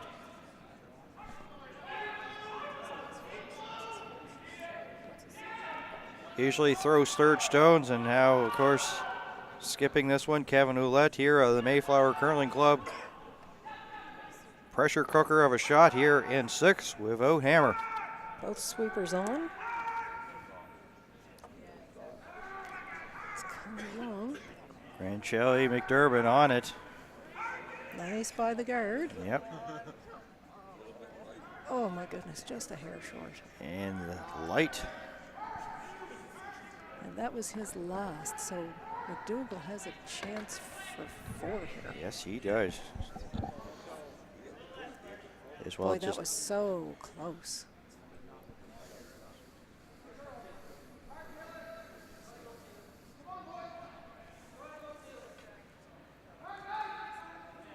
try to stay away from those like 3 or 4 enders, and so far 1 3-ender came back in the 4th when McDougall had the hammer, and now he has a chance here, as Pam mentioned, to put a 4 spot.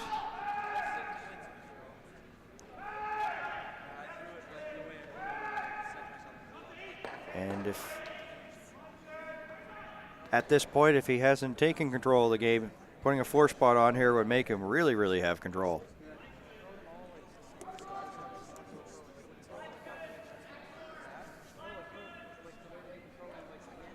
Final stone here for Brent McDougall, and here in 6. He's just going to come in and bump his own and stick there for 4, I think.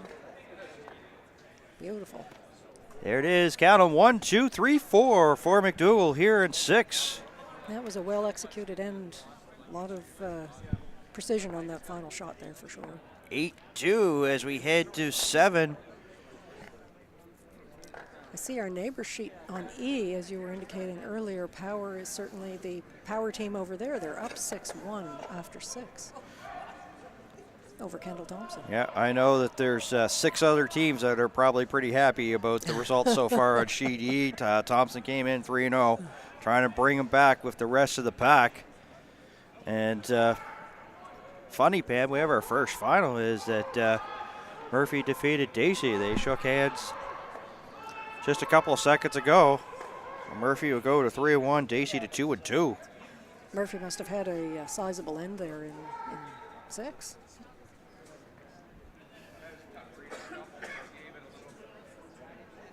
And some days things just aren't working. Oh yeah, Time like to take a break and regroup and shake it off. Yeah, like last night, the Julie McAvoy, Christian McDermott game, which we had on this sheet, it was kind of surprising to see like some of the misses from the McAvoy team, and it just wasn't their night. There were sometimes there was like came up short and light on things. As you mentioned, it just wasn't their game, and they came in at 1 and 2 and went to 1 and 3 by the time the night was over for them. But as you said, just put this one in the memory bank, and file it under forget about it and come back, because they have another draw later on, and that'll be the 7 o'clock draw tonight. That's right. But it's got to play with your mind. You start off the championships, go 2-0, and then all of a sudden 2 straight losses, and Yeah, and that's right. And you can't, an early 2-0, you also have to consider, and I haven't seen the draw, I'm not sure who played who, but that's always a factor as well. Certain teams, their styles, lend themselves certain ways, and you can't count anything as going a certain way in curling, that's for sure. very much so. So now I would expect you'll see the McDougall team, I was going to say play this end fairly clean. So they've got a guard on center there, and one in the house now.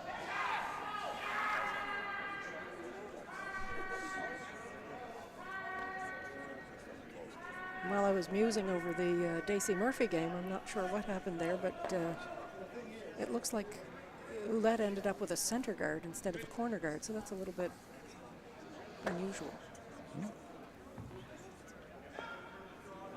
Darvish will try to come around those three stones in play here in the end, number 7.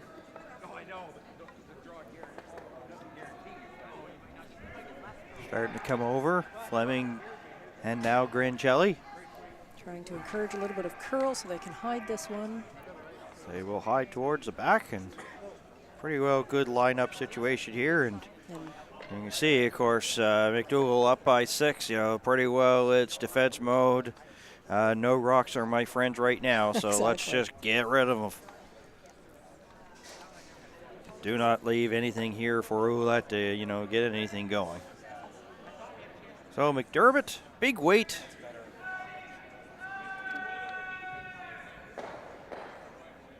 Look at that spillage, and boy, that I'd have to give a perfect 10 on, because he opened things up, and yes, he did like stick one of those, but it's so far out on the wings that it's not even playable. So what a great shot that was by McDermott there. Spilling everything, opening things up.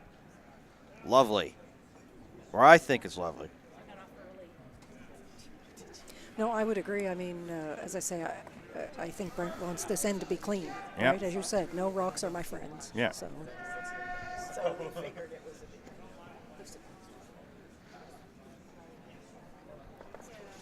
Well, in some sports they give out like army hats, hard hats sort of thing. Maybe, you know, Kirk McDermott might have earned it on that shot. was that McDermott or was? Yep, you're right. And so you'll see, you'll see them just Just- continue to clean up the front. They don't want to leave anything to chance at this point. out there ignoring that yellow one in the back. Boy. And that was out there. He got something, just gets it. Yeah, that's just a repositioning. It's really not a huge improvement. A little bit off to the wings, which is a little bit better, more so covering the 12-foot, but not exactly what they were looking for. And on cameras might have caught it. The stone there, the blue stone, almost came into play at the same time that the Chad Stevens and Stuart Thompson game, and there was a rock being played right there. So quick reactions here by him to make sure that didn't come into play, because, you know, with 4 sheets, they're pretty well back to back. So Grancelli looking to use his newly placed guard and hide behind cover here. Looks like it's a really good shot. yeah, pretty good. That's a really nice placement.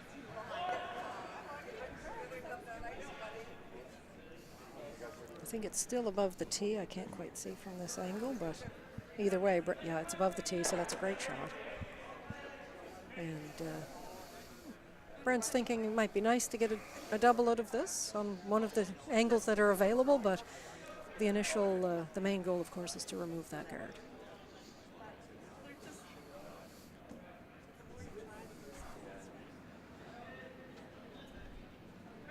Marty Gavin. Pass by Brent to get rid of this one. And he's got one. Little roll. They want to move that over as far as they can get it, so it's not covering the one in the back.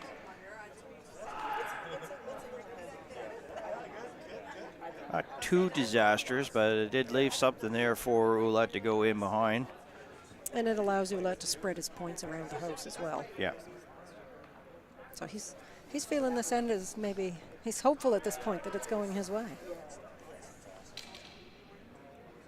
Yeah, he's got 2 right now. Right now they're pretty accessible as we're into third rocks. Here's Mike Flemming.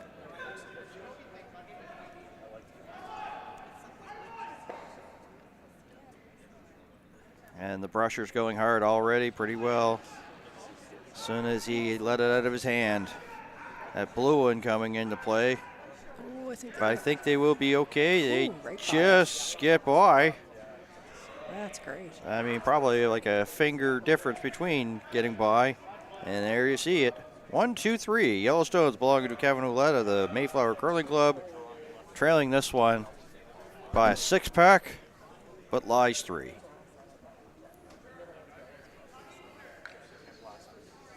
So we have the hit on this side. We've had quite a few down here, so I think Brent should know his ice, and he's looking, of course, to get the roll in towards center to try to group some of that play and work towards a double out at some point, I would think. They already think that this one has a lot on it here from Marty Gavin.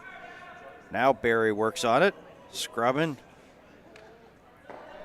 Removes a stone, gets a roll. Will he roll in behind cover? He does, but it's third shot. Yep, he does.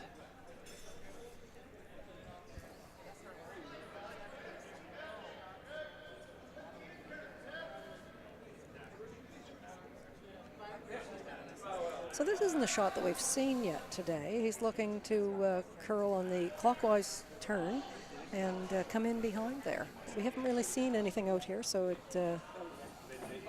it'll be interesting. That ice really hasn't been used in the same way. It'll be a little bit more unpredictable in terms of weight. It's kind of fresh compared to the rest, you know. The pebble won't have broken down at all yet. This looks a bit heavy. Starting to come. Really not curling enough. But, as you say, it is heavy. Oh, and through.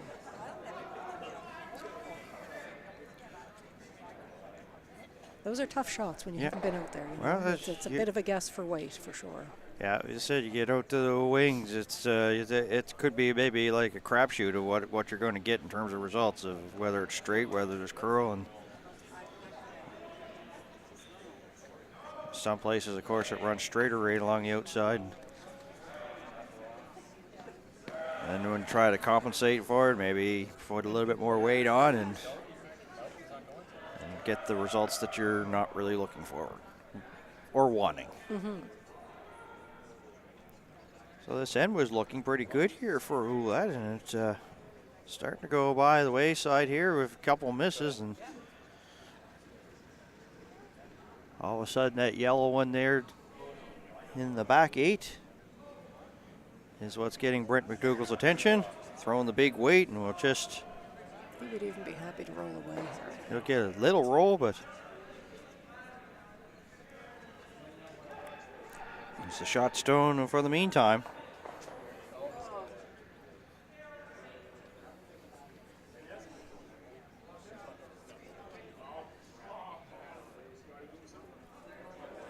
It looks like they're talking about a double on the blue there with that ice, I think. This is the angle even there to do that, Pam. Well, I don't know if they're looking for the double exactly, if they hope to hit that sort of thick and just scooch over and sit on that blue to sit for 2 shots, and then they would all be behind cover and be a tough old run to get them out.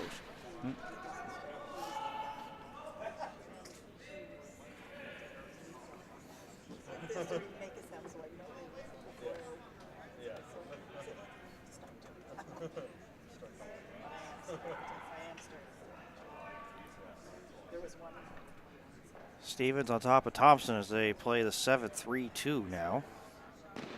And we mentioned earlier Murphy with a win over Dacey. First final of the day. I wonder, have we heard what the final score is on the Dacey Murphy game? It was 8-1. It was 8-1 in the end. Wow. Did I? Yeah. Congratulations, you're part of the Bell TV1 team. Nice. That was Colleen Fitzgerald, so thank you, Colleen, for that update. That was a well-played shot. Jeff's wife? Very nice. Yes, it is Jeff's wife. Jeff over there looking at the Thompson-Stevens game. How come you guys didn't come together as a broadcasting team? We should have. No, I can't talk. Did pretty good there. She was on timing duty today, so she was one of the timekeepers out there. Okay, yeah. Well, it's I got off duty early. yeah, getting a chance to meet some people. As we get back to our attention here on sheet D. So a nice little draw in here between those 2 yellows will certainly put a thorn in the side of the Flemming team. Kendall Thompson in for a fight here to try to keep that donut there on the loss category. Undefeated, fighting for it, 5-2 as they play the 8th. Got a single point in 7.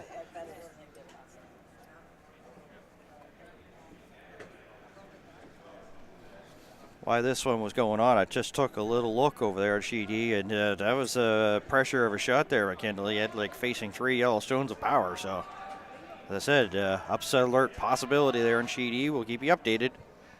So these guys look like they were sweeping for line a little bit now, just waiting for that to bend in. I'm talking to it. Boy, that looks nice. Look at that, just a little touch. Little touch, little wee roll. It's a tough shot to. Tough to punch out, I would think. Yeah. Without like losing what they have to try to get like a multiple score here, but Yeah, with the blue on the 12-foot though, that yellow that's back there should stay even if they do kind of bump it. But the jam is open all day there. Yep. I wonder what kind of weight he's looking to play here. I would think fairly quiet. Well, since the 4th in, any team that has hammer has taken advantage of it and has gotten multiple scores. Of course, McDougall 3 and a 4 and 4 and a 6. Ouellette hoping that that same fate comes true here on his final here in number 7. The line is looking pretty good here. Just one sweeper, kind of clean on it. So that's a good sign. Looks like a nice hit coming out. They're happy with it. And it just touched the yellow on the way out and Yep. nudged it into that catcher back there. They'll get their 3. So 8-5 as we head to the 8th. This is a big scoring set of ends in this game. Yeah, all of a sudden, woo, yeah, it's a 8-5. Could we be on our way to maybe like a 10-9, 11-10 sort of finish? Burning out the lights and the scoreboard.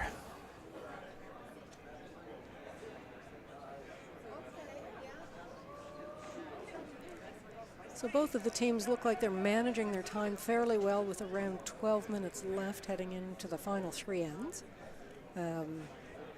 Yes, you sometimes want to have a few extra minutes available as the strategy becomes more complicated. It really isn't more complicated, but you're feeling the pressure of choosing the perfect shot, eh? Yeah, and you want that, you said it, have it there in your, when to use when you need it. Exactly. But they do have their 2 90-second timeouts on top of that, so I think they're both doing well with their time so far. So McDougall will have the hammer here in 8th, throwing the blue stones. And you know that the Ouellette foursome will try to get a steal here or try to get a little bit closer.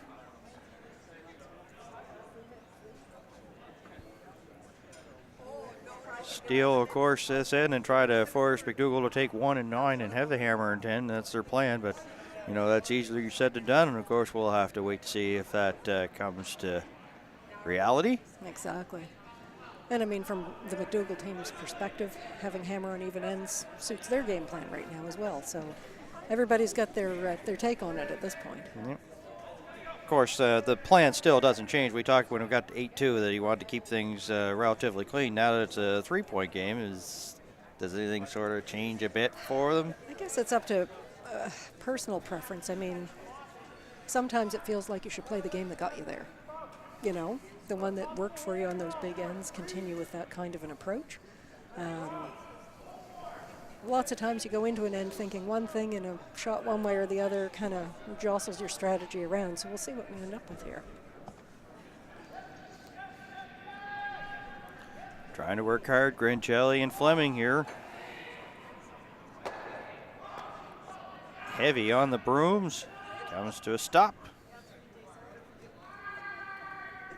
Free guard zone, of course, as I mentioned, can't be removed, so. McDougall put his first one there into the house, and it was a ignored here by the Ouellette team.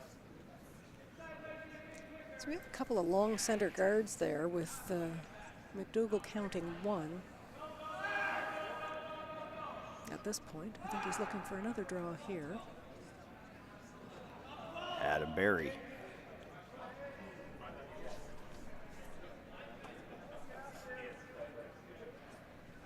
Stays in the 12. It looks fairly open though. With the positioning of the guards out in front there, you can't see it on the screen, but one's right on center line and one to the left as well. There we go.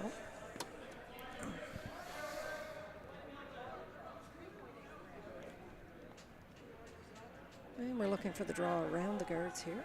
Oh, some discussion back and forth.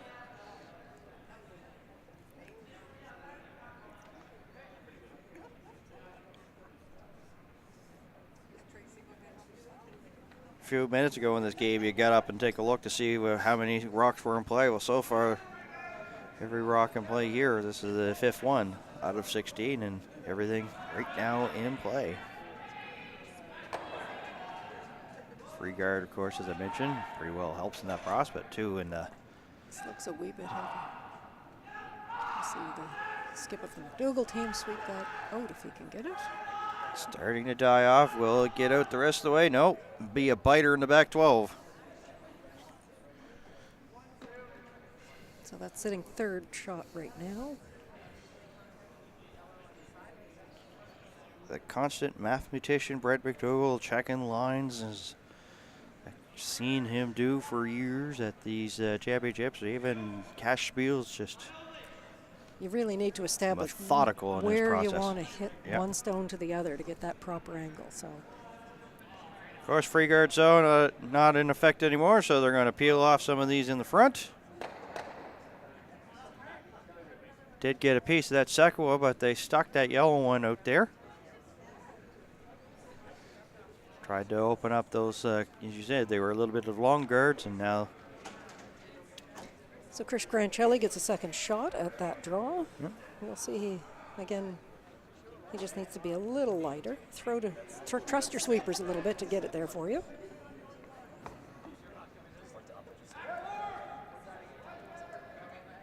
this one looks a little same as last time, but It now does. starting to come over. Maybe a little less weight than previous. Now Good. sweepers are on it. Easily by those rocks. One, of course, top 12 and one outside the house, and comes to a rest there in the back 4.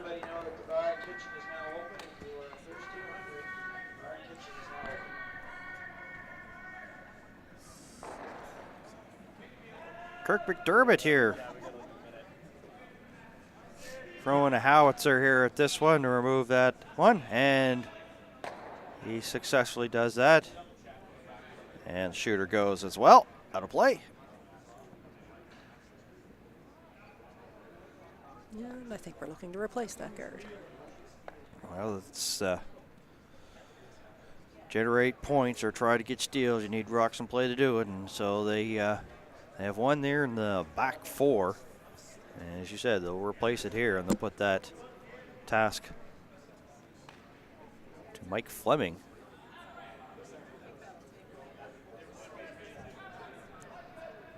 See Marty Gavin there in the in your screen there. He was actually picking up something. Looking like he picked up something off the ice. Or maybe saw something that didn't make him feel comfortable during that throw here by Mike Flemming. So Brent electing to run that guard again.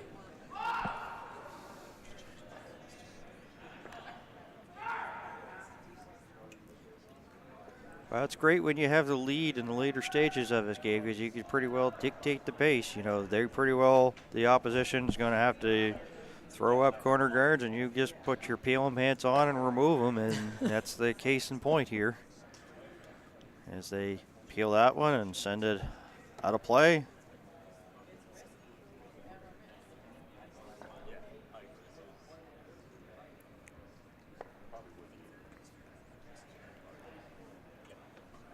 This Ouellette team, Mike Flemming team, whichever you want to mention, has not even had the lead in this one. They've been pretty well been trailing since the first end. Steal of one by McDougall. They had a chance to score, and Ouellette flashed on his last one, and fighting the 8-ball since, and points in the 4th and 6th in, 3 in the 4th, and 4 in the 6th, and that's been a little bit of the difference maker here. 8-5 as we play the 8th. Man, the guard has been replaced, and off it goes. Quick decision for the McDougall team. Well, you mentioned earlier about the time, and this is helping save some time here for the teams. It is indeed. Both teams right around the 10-minute mark, just 10 and a half left. Approximate, of course, so. And a good-looking peel here. And away they go.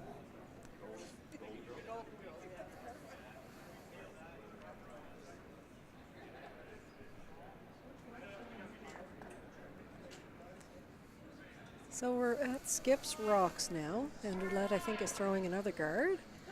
And at some point, I think you'll have to see Brent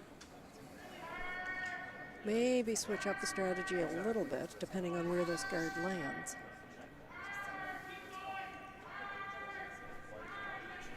Because, of course, he'd like to get 2 more in this end if he could. Yeah. But these guys have really placed the guards nicely throughout this end and kept the McDougall team busy out in front. Kevin Ouellette. Skip Rocks. End 8.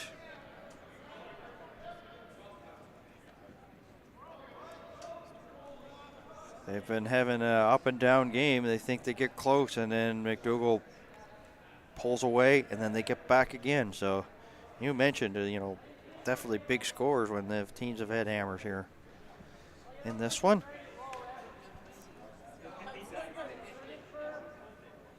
McDougall maybe try to.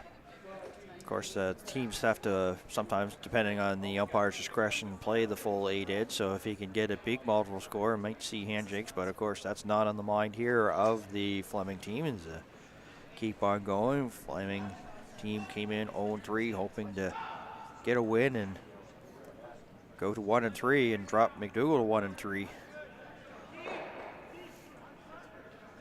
These guys pretty well are in. It's hard to say this, but pretty well must win the rest of the way throughout to get themselves into that top 3 situation for the playoffs and the semis.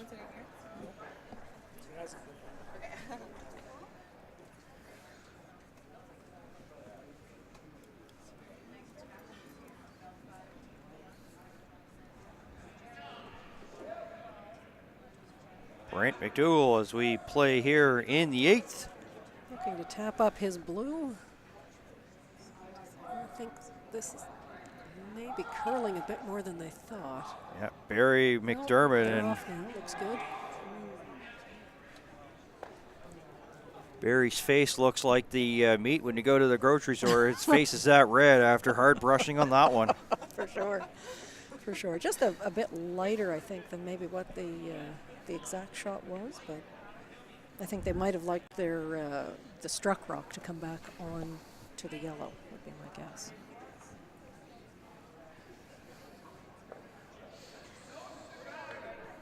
Timeout called. So the first 90-second timeout on this sheet today, called by the Ouellette or Flemming team, whichever way you want to go.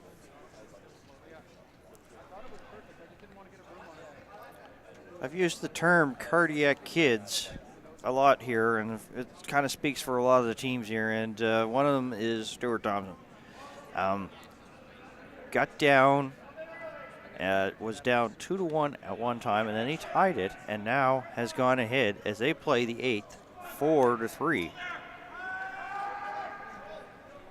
Both teams coming in at 2-1.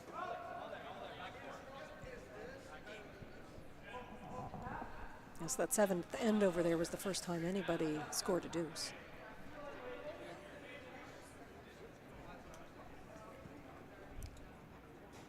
So the time clock has stopped, and These four just want the time to talk it out.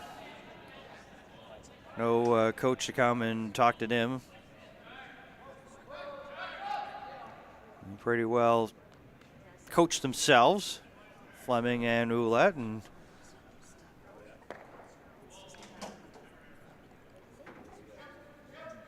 have two. You might as well use one here. As you say, save them here when you need them the most. And as you mentioned before, this is an end where they'd really like to pick up a steal. yeah, they definitely like to steal, get within two, and keep McDougall away from the crooked number. Right now, the shot rock belonging to Ouellette there in the back four. Going to try to remove that second shot, as you see the room placed there by Mike Flemming.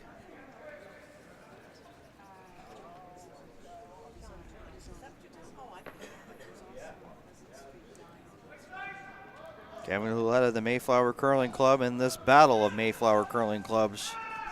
McDougall and Flemming. McDougall on top, as you see, 8-5. Look like they might have a great shot here. Get a little bit of a roll. Their second shot to lie two right now without hammer here in the eighth. But no hesitation there by Brent McDougall. I think they had hoped it would get a little further under cover, but it's still a really tough shot.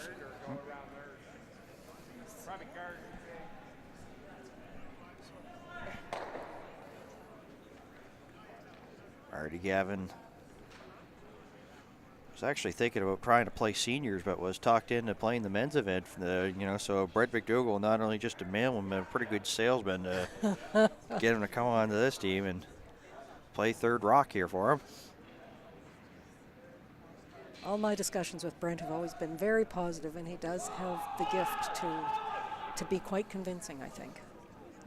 This needs to curl a little, and boom. Punch it out.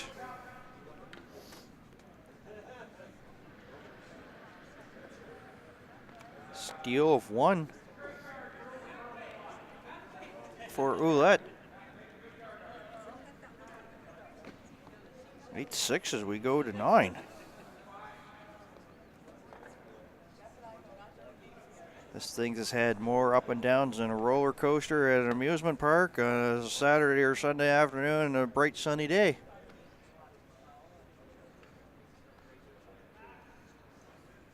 You figure with scores of 3 and 4, think maybe Brent McDougall may be running away from it, but he hasn't been able to. It's just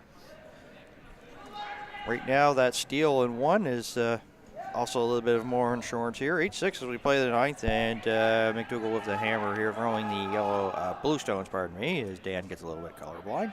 That's that coffee running out after the early morning.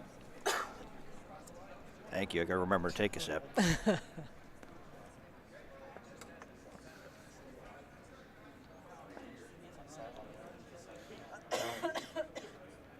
You kind of knew that both these teams would be battled, pretty well tooth and nail.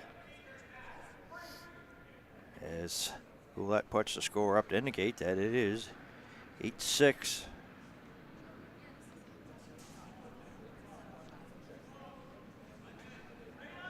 So we play the ninth.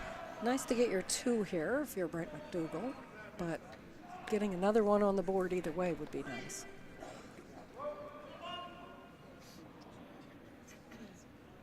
Trying to come around. Kirk McDermott. Little light brush there. Sits in the 4.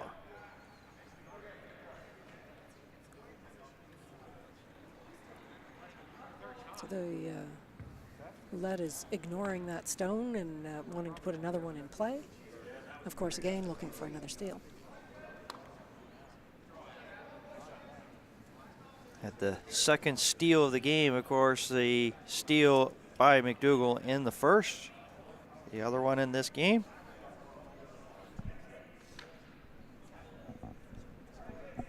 Come around, but I'll just sit there and just be outside. Yeah, that one's a little short. Certainly close enough, though, for a nice little run back at some point. Yep. And Brent is electing to throw through. He doesn't want any more rocks in play, so Yeah. it's a nice. You love this as a curler because you can always make the shot. Yep. I say it's my special. Yeah. Throw it through the house.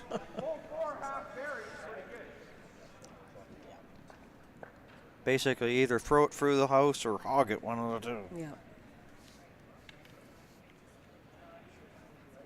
Nice in a way to do the throw through, though. I mean, you still aim for the broom and you're throwing at a hit weight, and it gives, again, just one more bit of information for the skip to have in his pocket about how that ice is performing.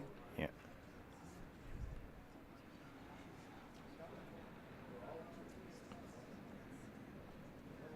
Looking for the draw here again. If he could tuck in behind his yellow, I'm sure he'd be quite pleased. Grand Chelly here.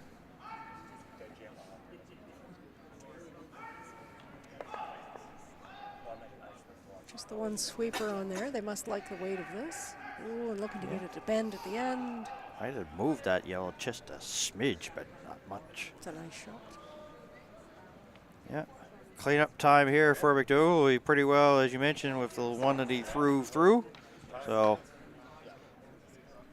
Yep, he just time to get the vacuum out and suck up all the dirt. Those are being the stones that I'm talking about, and he'll put that in the hands of Kirk McDermott. there it comes along now. Yeah. Looks like a clean peel. Yeah. And both stones go out of play. Roulette looking for another guard. This is probably all it's going to be, a back and forth guard, peel, guard, peel.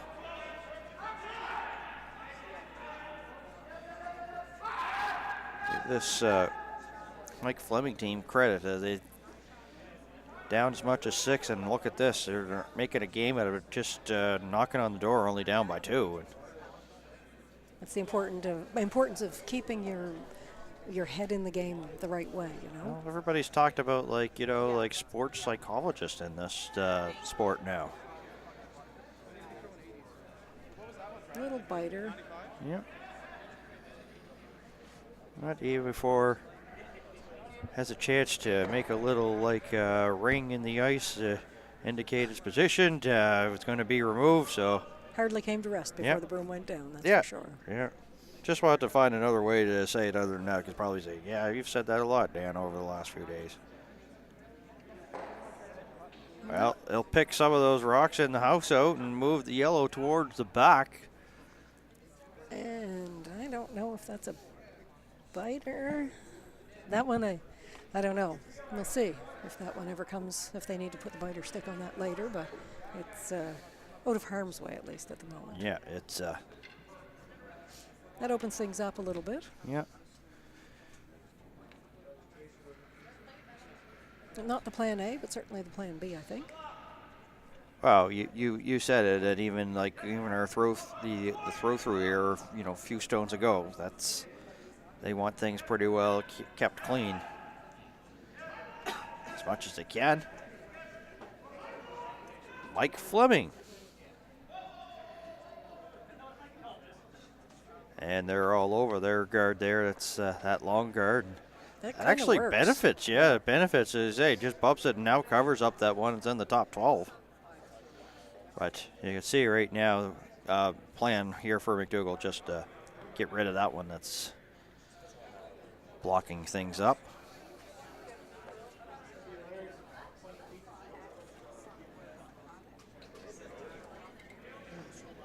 Marty Gavin. Just a straight peel here by the looks of it. Might see if he can get that other one out of the way too. Yes, he does. Can And he raise roll that in. blue one? And maybe he has the nice shot here. Actually, I don't think it will stick. But Still, it was nice to get yeah, get a couple the of guards out of the way for sure. yeah, the sweet shot. And the thing is, he didn't put the blue stone in a position for Ouellette to use as well. So pretty good if you were doing statistic-wise on that shot.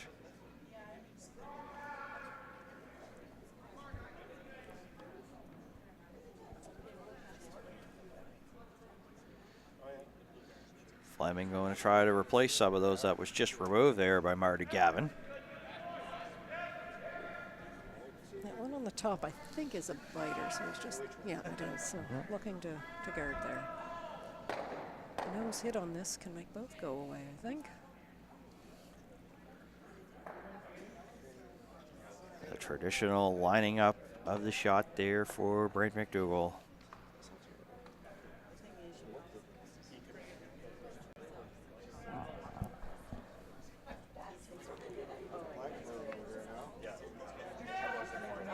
Marty Gavin had a nice throw just a couple seconds ago. Barry working hard already. Trying to keep that straight and To get the nose and spill one of the yellows towards the wings. very nice.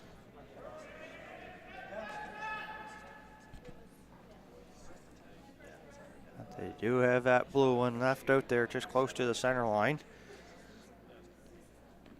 Can't quite see it from this angle. It's Yep. just out of view of the camera. There we are. Yeah. Yep, just off center.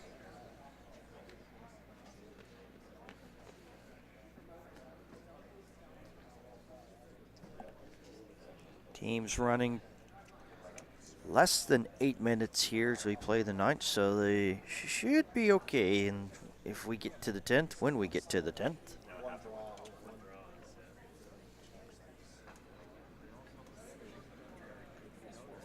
I see Kendall Thompson is climbing his way back. Playing threes? After 8, it's 5-4 for Yeah. Power.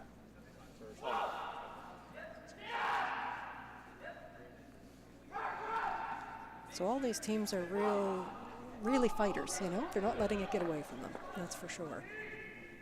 Sometimes, like, it's, we've talked in the broadcast, and there are probably some people who've maybe tuned in for the first time, or maybe they've tuned in for the 5th time, say, oh, well, don't go down this road again, Dan, but I will go down this road again for the newbies that have tuned in.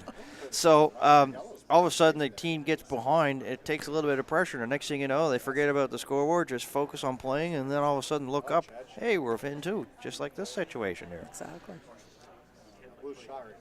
It's like, well, all we could do is play. Can't really control the circumstances.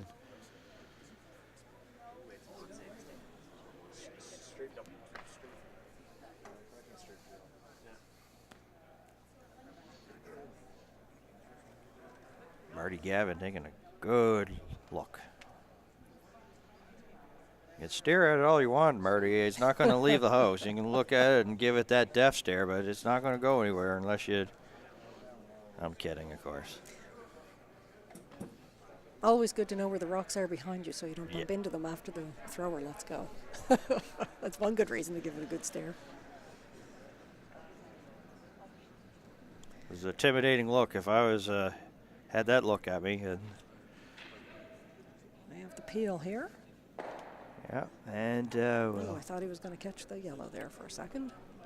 seemed like the call all along was just to clear things up, and for the plan that, of course, he came into, trying to clear the path there. He has hammer here in the 9th. He does indeed.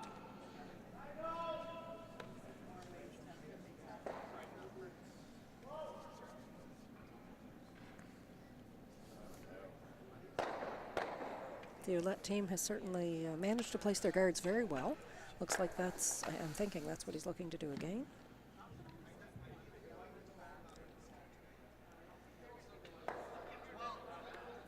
Certainly the scoring area is very small right now for either team. But as you see that shot right there, pretty well front of the house, pretty well accessible, good path. So McDougall likes what he sees here in 9, and Deloitte getting ready to throw. Get a good long look. Taking a little bit more time than he did, of course, earlier in this game, but it's pretty well. We're close to closing time here in draw number 4 here of the men's Nova Scotia Deloitte Tankard. Taking that extra time to make sure that no errors pop up on this shot. And McDougall already knows what he's playing. He's already heading up the ice. The rock hasn't even stopped.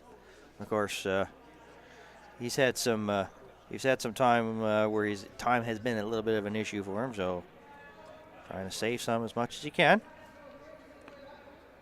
He's at 6:13 and counting.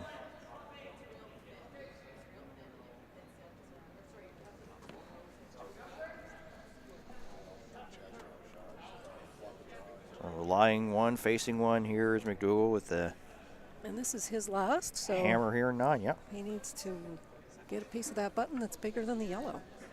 It's a very precise shot. The sweepers will be on deck to make sure they have the weight figured out, I guess, at least.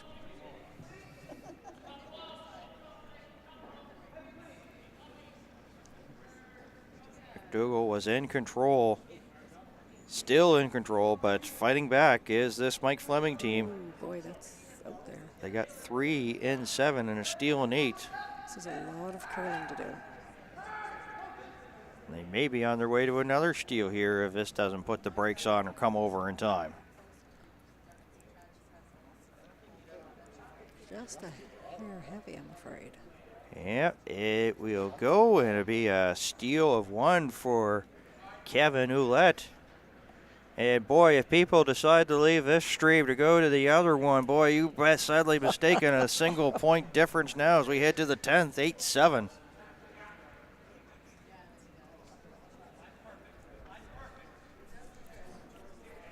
It's our third steal of the game. Back-to-back steals.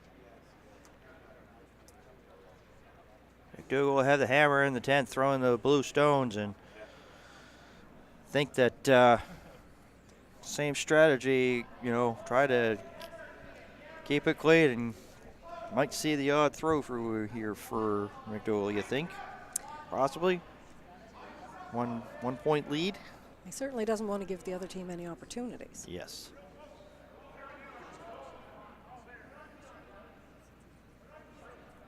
I mean, traditionally, you would be fairly pleased being 1 point up, coming home with. That would, you're not feeling bad about that.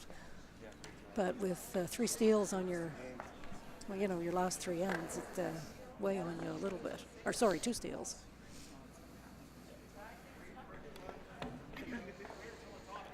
Don McDarvitt Jr. going to throw up a center line guard here to start the 10th.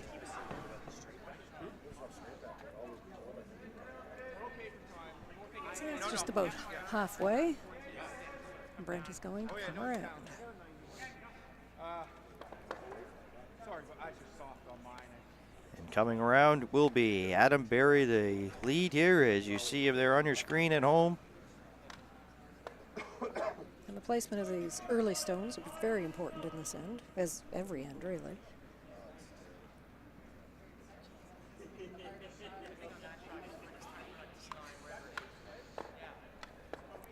And a story of 2 halves for sure in this one. The first half, of course, McDougall took the lead early and, was up 4-2 after 5. The second half, since the 5th in break, it's been 5-4 here for the Ouellette foursome.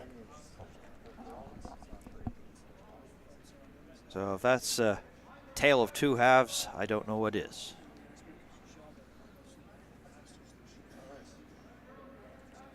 Another guard here by the Ouellette foursome of the Mayflower Curling Club in the Battle of the Mayflower Curling Clubs. So those are staggered quite nicely. Makes a... And the blue is fully covered now. And Adam Berry gets the throw-through call again.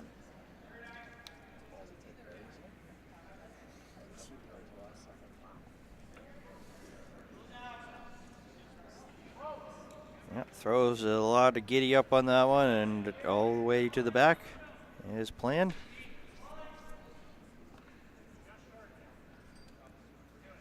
Chris Carancelli being asked to come in on his first.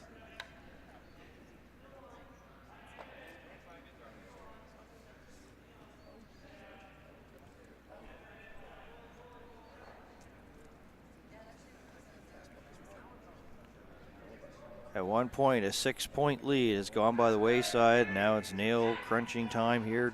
1 point difference. McDougall, Flemming. And coming around, Chris Grangelli, as my broadcast colleague Pam Sullivan mentioned.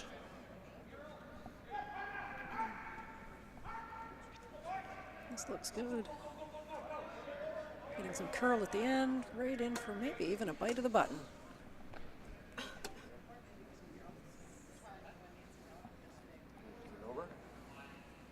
And the McDougall team now has their work cut out for them to start removing some guards out in front. Of course, they'd like to get 2 for the price of 1 here, I think. Yeah, they did that earlier, so. And the person that did that earlier, there he is, Kirk McDermott. Need to curl a bit, I think. Throws a bomb and tried to get that other yellow one, but it just slides and harmlessly to the back and out. So the yellow one sticks there.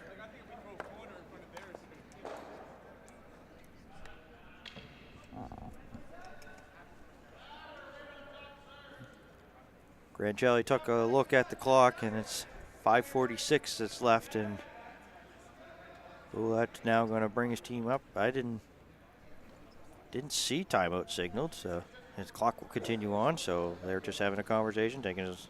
They've got a good amount of time. Yeah, at this they're point. good. Yeah, Plus 1 more timeout. So yeah, exactly. yeah, I think not too much to worry about that way. Just trying to come up with the master plan to steal yet another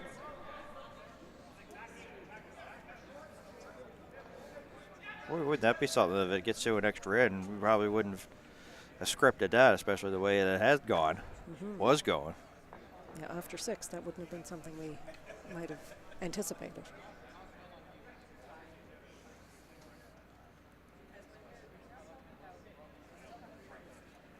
A little bit of housekeeping done there, off screen there by Ouellette, and once again.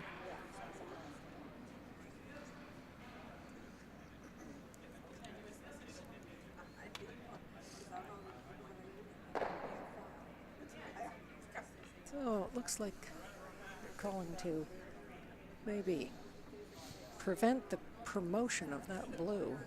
So they're looking to guard, I think. Yeah. Or maybe even freeze onto it. It looks maybe a little quick right now.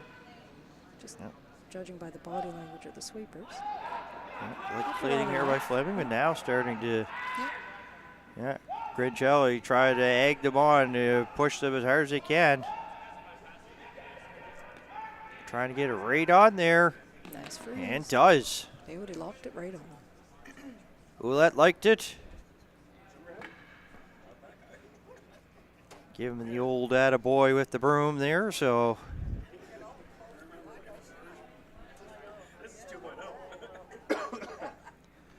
McDougall really doesn't have any other shot right now other than just to remove that and clean things up. And a nice little freeze there by Grangelli.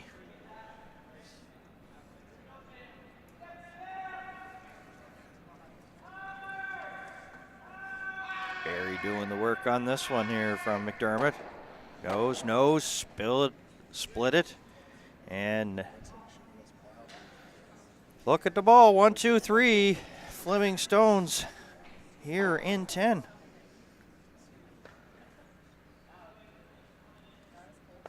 Yeah, Flemming is setting themselves up quite nicely here.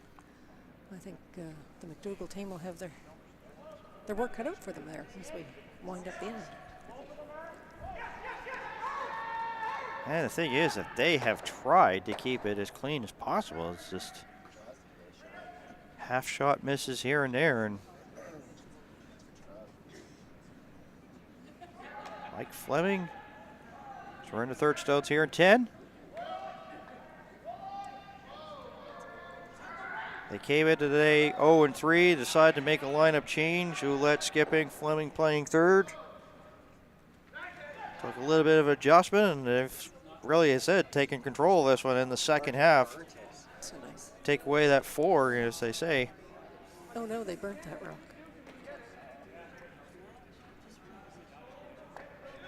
Yeah, somebody said it right behind me. Wow, indeed. That's too bad. I think it's after the hog line you just adjust it to where it would have gone to. You don't take it off. If it's between the hog lines, you take it off. The other team Can say.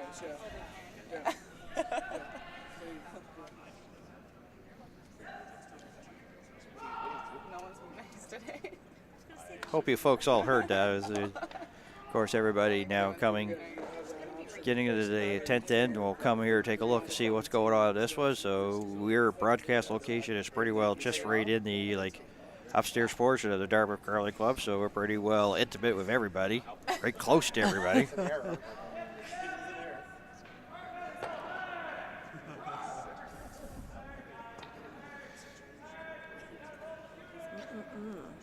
Yeah, well, all over this one. I don't know if that might have picked a little or what happened there. Splits the center line, but not really advantageous to see. One of the yellows buried there by the blue, and the other one 7/8 buried. So, but the shot rock wide open. There it is.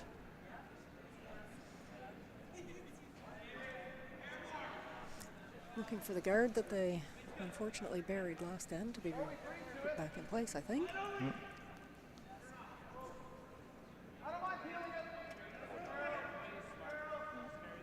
Kind of Little fanned it hand as soon as signal. upon his release. Yeah.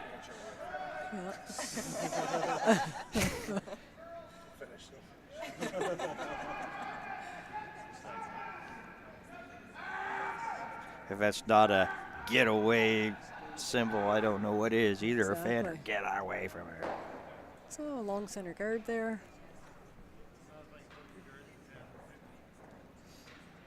It looks like Brent McDougall's team is electing to draw in, maybe freeze or snug that back a little bit. Nope, sorry. Nope. Now that I see the broom placement.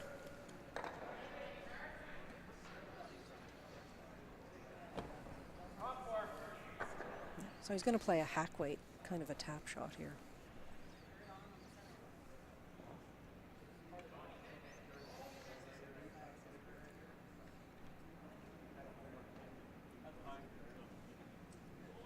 Marty Gavin.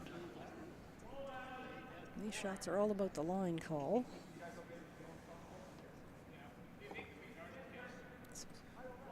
Easily by that port in front.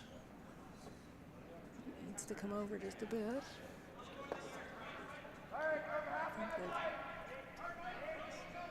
Does push the yellow off a bit, but Blue sits the blue, fourth. yeah, the blue will go back to the back 12 and be fourth shot, as you mentioned. So still line 3 here in the 10th. Does open up the scoring area though, so at least that part is accomplished.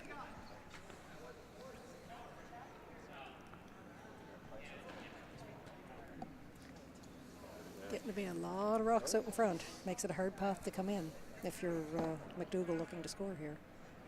Yeah, he's got the hammer here in 10th.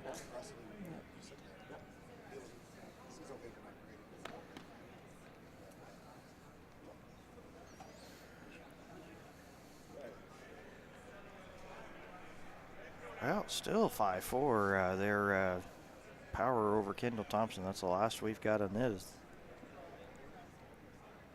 They didn't put up a score for the 9th, but Yeah. they are playing their 10th. Yeah. It was a blank. Blank. I've heard through my my spies sitting nearby. You have so many sources. I mean, you could actually be like a reporter and find out everything. You've got so many sources, so many people you could ask. The information that I get, courtesy of you, has just been fantastic. Oh, well, I'm glad to help.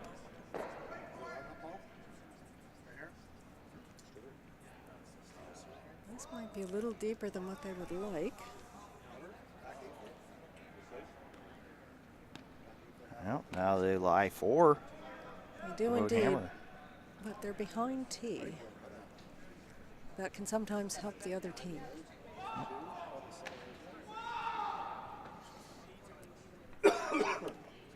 Thompson Stevens even at 4 in the 9th.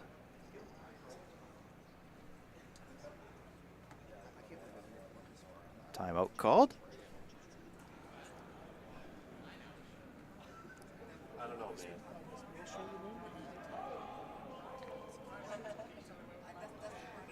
They'll get together and have a chit chat and figure out game of plan the rest of the way.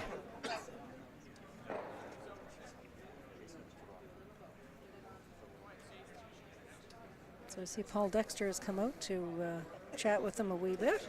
Yep.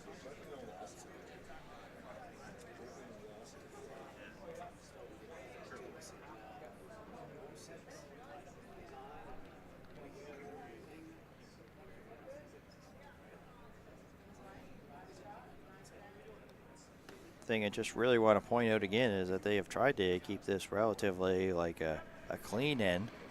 Now that they were in control at one point, had a 6-point lead, and a 5-0 run here for Ouellette with 3 in the 7th, 1 and steals in the 8th and 9th of single points. Boy. There was a. Oh, did we almost have a Brad Gushu moment there for the Pinty's Grand Slam of curling? Almost. We had a sweeper that lost his balance and went down. He didn't get hurt, and most importantly, he didn't burn the rock. Yeah, and there's not like not leaking anything. That's a thing too. Yes, exactly.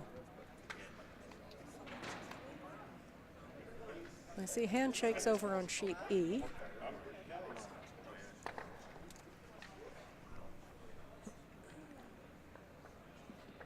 Oh, But I didn't see the layout of the end. I'm not sure what happened there.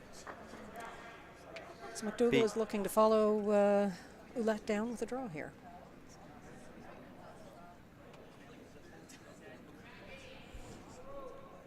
Skip Rock's crucial moment here in 10. Have to base upon the body language of sheet E that Kendall Thompson undefeated streak has come to an end, and Power's got himself a win. And Brent McDougall makes contact with one of the yellow rocks, and their yellow is now sitting 2. This may be just a bit heavier than anticipated, didn't quite curl as much, and had a bump there instead of a proper draw.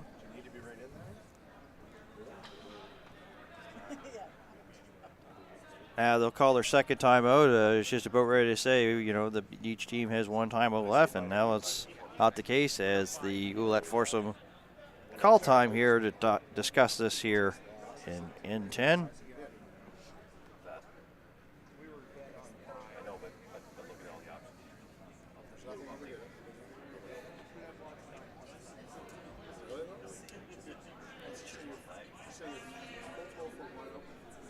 Seemed like a quick conversation, and now they'll head down here for the.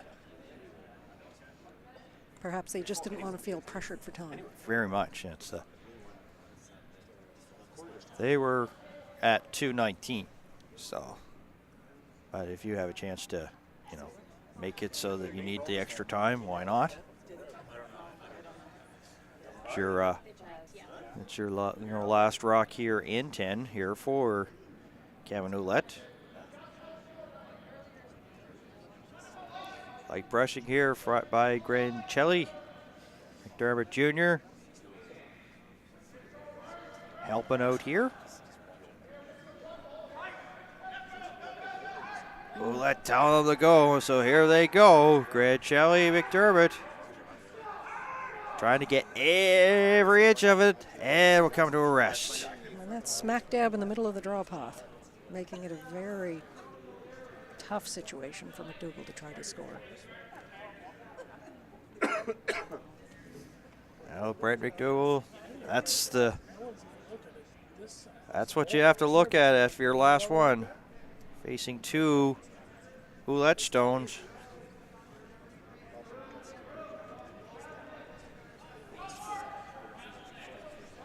And a cluttered path, as Pam mentioned. There's a raise. If we had a different camera angle, you could see out in front. Clock stops, so McDougall's called his final timeout here in N10. So they're looking at a raise on their blue that's out in front of the rings.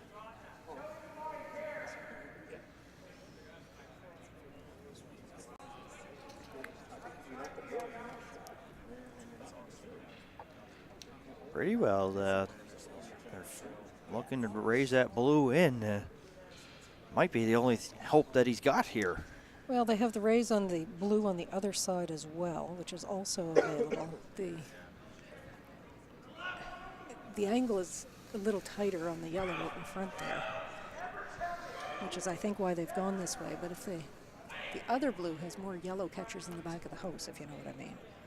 This one is not got as much catching available back there. But the angle, I think, is a little cleaner. Still, this is a very tough shot. The Deloitte team have done their job. Yeah, since the 7th end on, they have had the pedal to the metal. McDougall giving up steals 8-9 and looking possibly here at another one here to end this one as he's facing 2 here in his final, having to raise this blue one in. Does he have it? McDermott, light brushing, taps it in. It's the blue. Is he shot or not? That's the question. It looks like blue to me. My gosh, that was a tough shot. They're taking good looks at it. Holy cow. Just for him to get it there was phenomenal in itself. Yeah. Such a long angle, eh? If you're just off a hair. There it is. So it's I think they're moving the rocks away and they're going to have a measurement done, would be my guess. I would love to have that run replay. oh yeah, we've had 2 that we wanted to replay. There's number 2, and So the officials are coming out with the measuring. I'm going to use the micrometer on this one.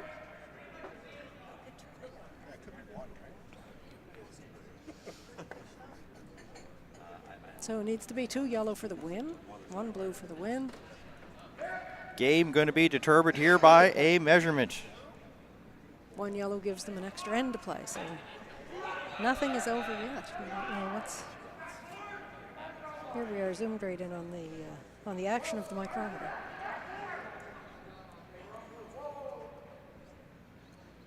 You can't see the number on the top, but you can be sure the mates are having a good look.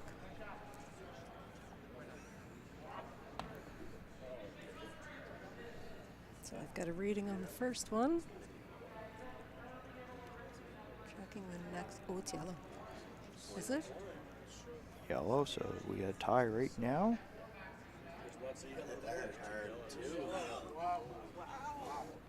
Oh. 2 yellow. So he's 3 straight steals, and he'll steal it for the win. Is what a way for a finish, eh, Pam? It is a very exciting finish. Shot made, but not, you know what I mean? Not Yep. quite enough to do what needed to be done. So It was a very good game. Yeah, steals at 8, 9, and 2 here in 10th. Give Ouellette the 9-8 victory. What a comeback. Boy, that's got to feel good. Down by 6 and then come back and steals in the last 3 ends. And you basically steal a victory away. And you can see that they're pretty happy about that. Smiles galore for that team. The adjustment that they made in their lineup helped them here.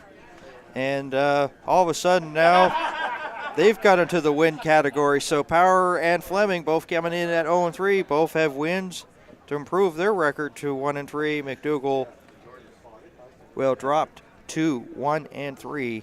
And boy, that was a fantastic game. You know, It sure 2 was. teams that fighting for their lives, coming away with a victory. Some Fantastic. great shot making, you know, to pull off steals in consecutive ends like that. That's some real high pressure shots made and well executed on behalf of the Ouellette team. Well, of course, we're going to sign off here from this sheet. Pam Sullivan, pleasure. Thank you very much. Thank And you. hopefully we'll work sometime for other curling broadcasts or other championships. Sounds good? Been a delight. So there you go. You have a chance to see the finish of that Stewart Thompson Chad Stevens game. Just change the link on tv1.belllion.ca and head over to sheet C for the finish of that one. Jeff Fitzgerald has it, as well as Selena Thompson with the call. So the final once again, Kevin Ouellette, 9-8 victory over Brent McDougall. For Pam Sullivan and my producer Sean Senator, Dan Hobson signing off. You've been watching the 2018 Nova Scotia Deloitte Tankard on your leaders for Nova Scotia.